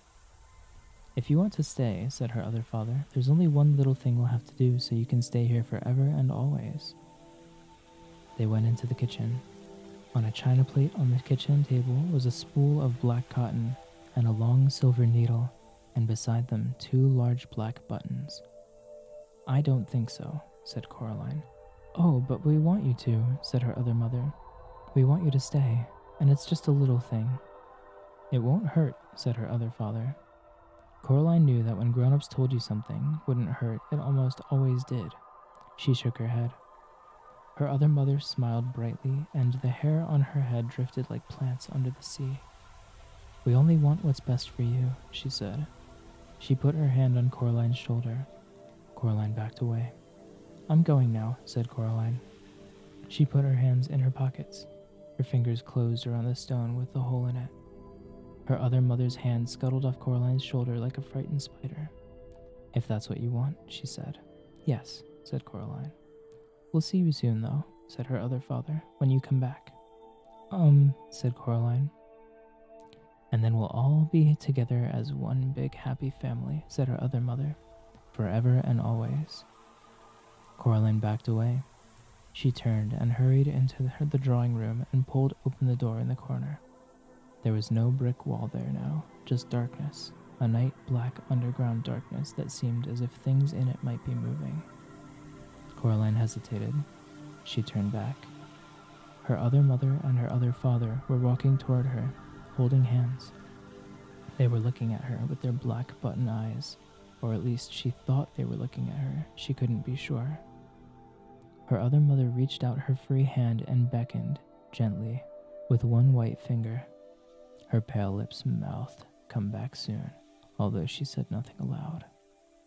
Coraline took a deep breath and stepped onto the darkness where strange voices whispered and distant winds howled. She became certain that there was something in the dark behind her, something very old and very slow.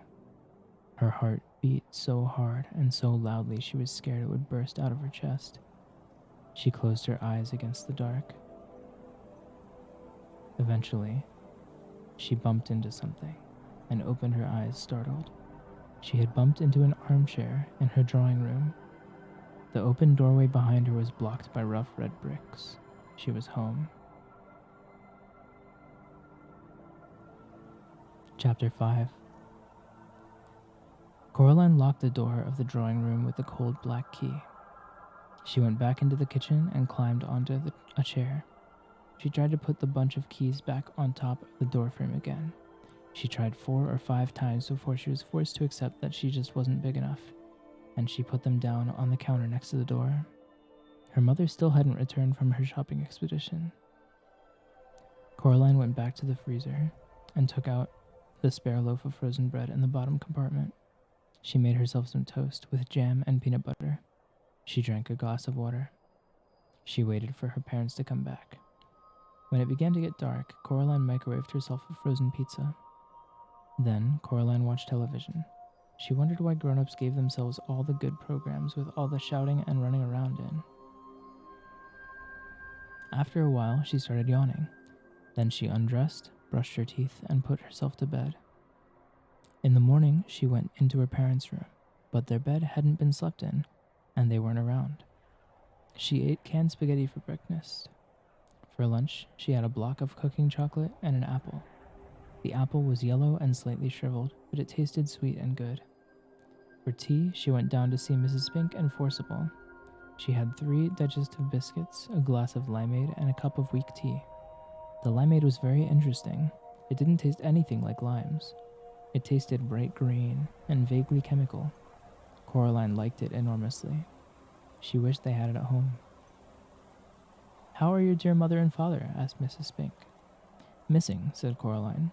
"I haven't seen either of them since yesterday. I'm on my own. I think I've probably become a single-child family. Tell your mother that we found the Glasgow Empire press clippings we were telling her about. She seemed very interested when Miriam mentioned them to her." "She's vanished under mysterious circumstances," said Coraline, "and I believe my father has as well. I'm afraid we'll be out all day tomorrow, Caroline." "Lovey," said Miss Forcible. "We'll be staying over with April's niece in Royal Tunbridge Wells." They showed Coraline a photographic album with photographs of Miss Spink's niece in it, and then Coraline went home. She opened her money box and walked down to the supermarket. She bought 2 large bottles of limeade, a chocolate cake, and a new bag of apples, and went back home and ate them for dinner. She cleaned her teeth and went into her father's office. She woke up his computer and wrote a story. Coraline's story. There was a girl, her name was Apple. She used to dance a lot. She danced and danced until her feet turned into sausages. The end. Gloomy Galen, thank you for the follow, and welcome to the Powerhouse. I'm glad to hear we interacted on Twitter. I hope it was a good one. Hello. I'm glad to have you here. She printed out the story and turned off the computer. Then she drew a picture of the little girl dancing underneath the words on the paper. She ran herself a bath with too much bubble bath in it, and the bubbles ran over the side and went all over the floor. She dried herself and the floor as best she could and went to bed. Coraline woke up in the night. She went into her parents' bedroom, but the bed was made and empty. The glowing green numbers on the digital clock glowed 3:12 a.m. All alone, in the middle of the night, Coraline began to cry. There was no other sound in the empty flat. She climbed into her parents' bed, and after a while, she went to sleep. Coraline was woken by cold paws batting her face. She opened her eyes. Big green eyes stared back at her. It was the cat. "Hello," said Coraline. "How did you get in?" The cat didn't say anything. Coraline got out of bed. She was wearing a long t-shirt and pajama bottoms. "Have you come to tell me something?" The cat yawned, which made its eyes flash green. "Do you know where Mummy and Daddy are?" The cat blinked at her slowly. "Is that a yes?" The cat blinked again. "Miu, thank you for the follow and welcome to the powerhouse. I'm glad to have you. Glad you decided to stick around." Coraline decided that that was indeed a yes. "Will you take me to them?" The cat stared at her. Then it walked out into the hall. She followed it. It walked to the length of the corridor and stopped down at the very end, where a full-length mirror hung. The mirror had been, a long time before, the inside of a wardrobe door. It had been hanging there on the wall when they moved in, and although Coraline's mother had spoken occasionally of replacing it with something newer, she never had. Coraline turned on the light in the hall. The mirror showed the corridor behind her. That was only to be expected. But reflected in the mirror were her parents. They stood awkwardly in the reflection of the hall. They seemed sad and alone. As Coraline watched, they waved to her, slowly, with limp hands. Coraline's father had his arm around her mother. In the mirror, Coraline's mother and father stared at her. Her father opened his mouth and said something, but she could hear nothing at all. Her mother breathed on the inside of the mirror glass, and quickly, before the fog faded, she wrote, "Help us," with the tip of her forefinger. The fog on the inside of the mirror faded, and so did her parents, and now the mirror reflected only the corridor and Coraline and the cat. "Where are they?" Coraline asked the cat. The cat made no reply, but Coraline could imagine its voice, dry as a dead fly on a windowsill in winter, saying, "Well, where do you think they are?" "They aren't going to come back, are they?" said Coraline. "Not under their own steam." The cat blinked an eye. Coraline took it as a yes. "Right," said Coraline. "Then I suppose there is only one thing left to do." She walked into her father's study. She sat down at his desk. Then she picked up the telephone, and she opened the phone book and telephoned the local police station. "Police," said a gruff male voice. "Hello," she said. "My name is Coraline Jones." "You're up a bit after your bedtime, aren't you, young lady?" said the policeman. "Possibly," said Coraline, who was not going to be diverted. "But I am ringing to report a crime." "And what sort of crime would that be?" "Kidnapping. Grown-up napping, really. My parents have been stolen away into a world on the other side of the mirror in our hall." "And do you know who stole them?" asked the police officer. Coraline could hear the smile in his voice, and she tried extra hard to sound like an adult might sound to make him take her seriously. "I think my other mother has them both in her clutches. She may want to keep them and sew their eyes with black buttons, or she may simply have them in order to lure me back into the reach of her fingers. I'm not sure." "Ah, the nefarious clutches of her fiendish fingers, is it?" he said. You know what I suggest, Miss Jones?" "No," said Coraline. "What?" "You ask your mother to make you a big old mug of hot chocolate, and then give you a great big old hug. There's nothing like hot chocolate and a hug for making the nightmares go away. And if she starts to tell you off for waking her up at this time of night, why, you tell her that that's what the policeman said." He had a deep, reassuring voice. Coraline was not reassured. "When I see her," said Coraline, "I shall tell her that," and she put down the telephone. The black cat, who had sat on the floor, grooming his fur, through the entire conversation, now stood up and led the way into the hall.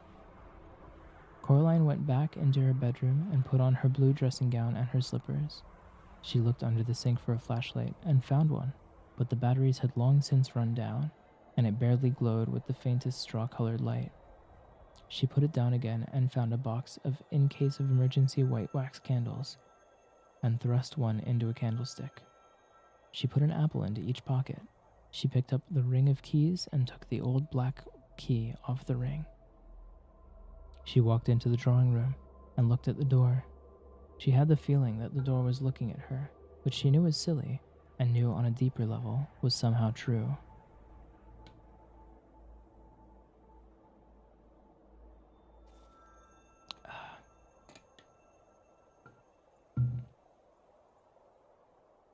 She went back into her bedroom and rummaged in the pocket of her jeans. She found the stone with the hole in it and put it into her dressing gown pocket. She lit the candle wick with a match and watched it sputter and light. Then she picked up the black key. It was cold in her hand. She put it into the keyhole in the door, but did not turn the key. "When I was a little girl," said Coraline to the cat, "when we lived in our old house a long, long time ago, my dad took me for a walk on the wasteland between our house and the shops. It wasn't the best place to go for a walk, really. There were all these things that people had thrown away back there. Old cookers and broken dishes and dolls with no arms and no legs and empty cans and broken bottles. Mom and Dad made me promise not to go exploring back there because there were too many sharp things and tetanus and such." Alright, Vampire Catboy. Enjoy your sleep. I hope you have some sweet dreams, okay? Thank you for sticking around today. And thank you for coming back. But I keep telling them that I wanted to explore it. So one day, my dad put on his big brown boots and his gloves and put my boots on me and my jeans and sweater, and we went for a walk. We must have walked for about 20 minutes. We went down this hill to the bottom of a gully where a stream was, when my dad suddenly said to me, "Coraline, run away, up the hill, now." He said it in a tight sort of way, urgently, so I did. I ran away up the hill. Something hurt me on the back of my arm as I ran, but I kept running. As I got to the top of the hill, I heard somebody thundering up the hill behind me. It was my dad, charging like a rhino. When he reached me, he picked me up in his arms and swept me over the edge of the hill. And then we stopped and we puffed, and we panted, and we looked back down the gully. The air was alive with yellow wasps. We must have stepped on a wasp's nest in a rotten branch as we walked. And while I was running up the hill, my dad stayed and got stung to give me time to run away. His glasses had fallen off when we ran. I only had the one sting on the back of my arm. He had 39 stings all over him. We counted later in the bath. The black cat began to wash its face and whiskers in a manner that indicated increasing impatience. Coraline reached down and stroked the back of its head and neck. The cat stood up, walked several paces until it was out of her reach, then it sat down and looked up at her again. "So," said Coraline, "later that afternoon, my dad went back again to the wasteland to get his glasses back. He said if he left it another day, he wouldn't be able to remember where they'd fallen. And soon he got home, wearing his glasses. He said that he wasn't scared when he was standing there, and the wasps were stinging him and hurting him, and he was watching me run away, because he knew he had to give me enough time to run, or the wasps would have come after both of us." Coraline turned the key in the door. It turned with a loud clunk. The door swung open. There was no brick wall on the other side of the door, only darkness. A cold wind blew through the passageway.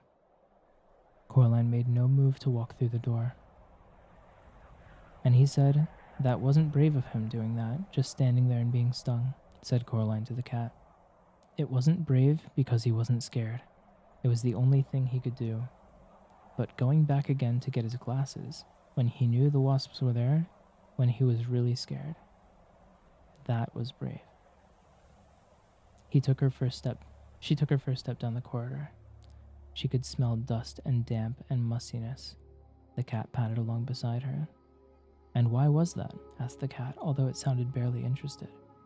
"Because," she said, "when you're scared but you still do it anyway, That's brave. The candle cast huge, strange, flickering shadows along the wall. She heard something moving in the darkness. Beside her, or to one side of her, she could not tell. It seemed as if it were keeping pace with her, whatever it was. And that's why you're going back to her world then? Said the cat. Because your father once saved you from wasps? Don't be silly, said Coraline. I'm going back for them because they are my parents. And if they noticed I was gone, I'm sure they would do the same for me. You know you're talking again. How fortunate I am, said the cat, in having a traveling companion of such wisdom and intelligence. Its tone remained sarcastic, but its fur was bristling, and its brush of a tail stuck up in the air. Coraline was going to say something like, sorry, or wasn't it a lot shorter walk last time? When the candle went out as suddenly as if it had been stuffed by someone's hand. There was a scrabbling and a pattering, and Coraline could feel her heart pounding against her ribs. She put out one hand and felt something wispy, like a spider's web, brush her hands and her face. At the end of the corridor, the electric light went on, blinding after the darkness. A woman stood, silhouetted by the light, a little ahead of Coraline. Coraline, darling, she called. Mum, said Coraline, and she ran forward, eager and relieved. Darling, said the woman, why did you ever run away from me? Coraline was too close to stop, and she felt the other mother's cold arms enfold her. She stood there, rigid and trembling, as the other mother held her tightly. Where are my parents? Coraline asked. We're here, said her other mother, in a voice so close to her real mother's that Coraline could scarcely tell them apart. We're here. We're ready to love you and play with you and feed you and make your life interesting. Coraline pulled back, and the other mother let her go, with reluctance. The other father, who had been sitting on a chair in the hallway, stood up and smiled. Come on into the kitchen, he said. I'll make us a midnight snack. And you'll want something to drink. Hot chocolate, perhaps? Coraline walked down the hallway until she reached the mirror at the end. There was nothing reflected in it but a young girl in her dressing gown and slippers, who looked like she had recently been crying, but whose eyes were real eyes, not black buttons, and who was holding tightly to a burnt-out candle in a candlestick. She looked at the girl in the mirror, and the girl in the mirror looked back at her. I will be brave, thought Coraline. No, I am brave. She put down the candlestick on the floor, then turned around. The other mother and the other father were looking at her hungrily. I don't need a snack, she said. I have an apple, see? And she took an apple from her dressing gown pocket, then bit into it with relish and an enthusiasm that she did not really feel. The other father looked disappointed. The other mother smiled, showing a full set of teeth, and each of the teeth was a tiny bit too long. The lights in the hallway made her black button eyes glitter and gleam. You don't frighten me, said Coraline, although they did frighten her very much. I want my parents back. The world seemed to shimmer a little at the edges. Whatever would I have done with your old parents? If they had left you, Coraline, it must be because they became bored with you, or tired. Now, I will never become bored with you, and I will never abandon you. You will always be safe here with me. The other mother's wet-looking black hair drifted around her head, like the tentacles of a creature in the deep ocean. They weren't bored of me, said Coraline. You're lying. You stole them. Silly, silly Coraline. They are fine wherever they are. Coraline simply glared at the other mother. I'll prove it, said the other mother, and brushed the surface of the mirror with her long white fingers. It clouded over, as if a dragon had breathed on it, and then it cleared. In the mirror, it was daytime already. Coraline was looking at the hallway, all the way down to her front door. The door opened from the outside, and Coraline's mother and father walked inside. They carried suitcases. That was a fine holiday, Coraline's father said. How nice it is not to have Coraline anymore, said her mother with a happy smile. Now we can do all the things we always wanted to do, like go abroad, but were prevented from doing by having a little daughter. And, said her father, I'll take great comfort in knowing that her other mother will take better care of her than we ever could. The mirror fogged and faded, and reflected the night once more. See, the other mother said. No, said Coraline, I don't see, and I don't believe it either. She hoped that what she had just seen was not real, but she was not as certain as she sounded. There was a tiny doubt inside her, like a maggot in an apple core. Then she looked up and saw the expression on her other mother's face, a flash of real anger which crossed her face like summer light. And Coraline was sure in her heart that what she had seen in the mirror was no more than an illusion. Coraline sat down on the sofa and ate her apple. "Please," said her other mother, "don't be difficult." She walked into the drawing room and clapped her hands twice. There was a rustling noise and a black rat appeared. It stared up at her. "Bring me the key," she said. The rat chittered. Then it ran through the open door that led back to Coraline's own flat. The rat returned, dragging the key behind it. Why don't you have a key? Why don't you have your own key on this side?" said Coraline. "There is only one key, only one door," said the other father. "Hush," said the other mother. "You must not bother our darling Coraline's head with such trivialities." She put the key in the keyhole and twisted. The lock was stiff, but it clunked closed. She dropped the key into her apron pocket. Outside, the sky had begun to lighten to a luminous gray. "If we aren't going to have a midnight snack," said the other mother, "we still need our beauty sleep. I'm going back to bed, Coraline. I would strongly suggest that you do the same." She placed her long white fingers on the shoulders of the other father, and she walked him out of the room. Coraline walked over to the door at the far corner of the drawing room. She tugged on it, but it was tightly locked. The door of her other parents' bedroom was now closed. She was indeed tired, but she did not want to sleep in the bedroom. She did not want to sleep under the same roof as her other mother. The front door was not locked. Coraline walked out into the dawn and down the stone stairs. She sat down on the bottom step. It was cold. Something furry pushed itself against her side in one smooth, insinuating motion. Coraline jumped, then breathed a sigh of relief when she saw what it was. "Oh, it's you," she said to the black cat. "See," said the cat. "It wasn't so hard to recognize me, was it? Even without names." "Well, what if I wanted to call you?" The cat wrinkled its nose and managed to look unimpressed. "Calling cats," it confided, "tends to be a rather overrated activity. Might as well call a whirlwind." "What if it was dinner time?" asked Coraline. "Wouldn't you want to be called then?" "Of course," said the cat, "but a simple cry of dinner would do nicely. See? No need for names." "Why does she want me?" she asked the cat. "Why does she want me to stay here with her?" "She wants something to love, I think," said the cat. "Something that isn't her. She might want something to eat as well. It's hard to tell with creatures like that." "Do you have any advice?" asked Coraline. The cat looked as if it were about to say something else sarcastic. Then it flicked its whiskers and said, "Challenge her. There's no guarantee she'll play fair, but her kind of thing loves games and challenges." "What kind of thing is that?" asked Coraline.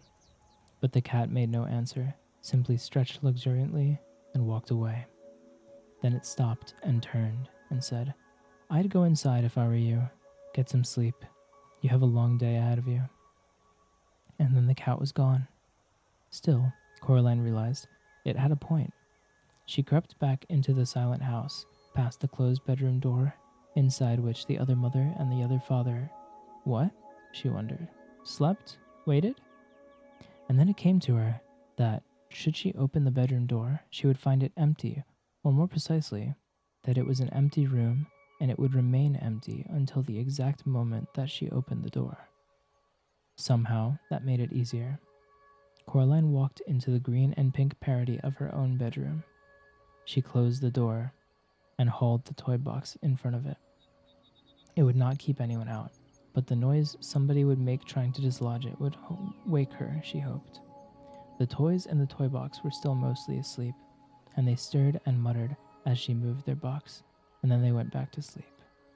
Coraline checked under her bed, looking for rats, but there was nothing there. She took off her dressing gown and slippers and climbed into bed and fell asleep, with barely enough time to reflect, as she did so, on what the cat could have meant by a challenge.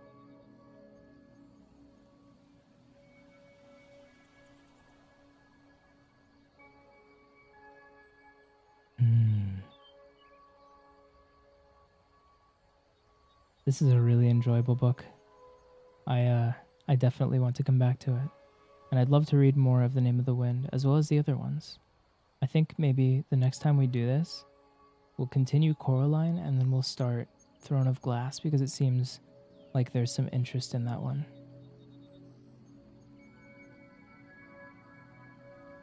But I think this is where I will call things for today. I am, unfortunately, definitely starting to feel a strain in my voice. And I think it would be best to call it and get some rest. But for now, let's look for a raid target. Let's see. Rest up? I definitely will. I'm glad you guys seemed to enjoy today. I had a very nice time. Cootie's live? Is he now? I haven't raided Cootie yet. Human fall flat. I wonder what that is. Yeah, I'd be down to raid Cootie. Let's do it. Thank you for streaming so early. Yeah, I was considering changing today's, like, my Saturday stream times, but honestly, I think I want to give people the opportunity to stop by if they're not normally able to. Yeah, I'll keep Saturdays the way they are. But yeah. I had a lot of fun today, guys, and I hope you did too. Let's see. What do we want to do for a raid message? Perhaps we do cozy raid.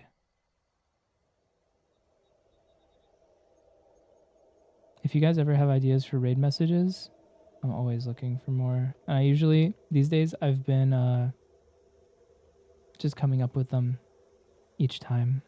Just something simple. But I would love if you guys have suggestions for like a more permanent raid message. Make sure to throw them in the suggestions in Discord. And if you haven't joined the Discord yet, make sure you do. Yeah, Poofy, it was lovely meeting you too. I met a lot of new people today, and it's been quite a pleasure. Love to see all the new people coming through. Yeah. I'm really excited for the things to come.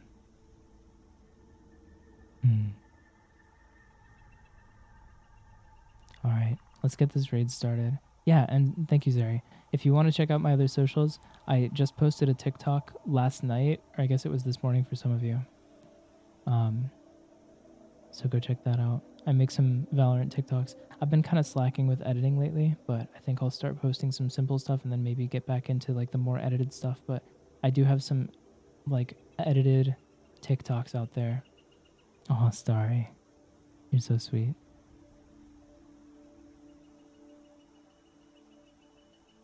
Let's see. Alright, we're gonna get this raid started. By the way, if you are not subbed to the channel but you want to participate in the raid message, go into your channel point redeems. If you have 480, you can choose an emote to unlock. So unlock Mito Love, and you will be able to use it for the raid message. So be sure to keep that in mind. The next time I will be live is Tuesday for me at 6 p.m. I guess it'll be Tuesday for you as well, 5 a.m. Eastern. I know it's really early. But if you want to double check the schedule, it is in my Discord. Make sure you join. And I see some of you did. Love to see it. Poofy, thanks for joining the Discord. Feel free to introduce yourselves as well. My community is incredibly lovely and welcoming. I don't know how that happened, but I'm very lucky to have as many incredible people in my community as I do. And they will more than happily interact with you and welcome you with open arms, as will I. All right, I'm going to go rest my voice. Let's go. Oh my God, Kai. Let's go hang out with Cootie. Cootie's a really cool VTuber. I just met him recently, and it looks like he's playing a game with some friends. I think he's playing with Koi as well, and Koi is also very lovely. I've collabed with her before, but for now, let's go and spread the love to them. I'll talk to you guys later. Bye-bye.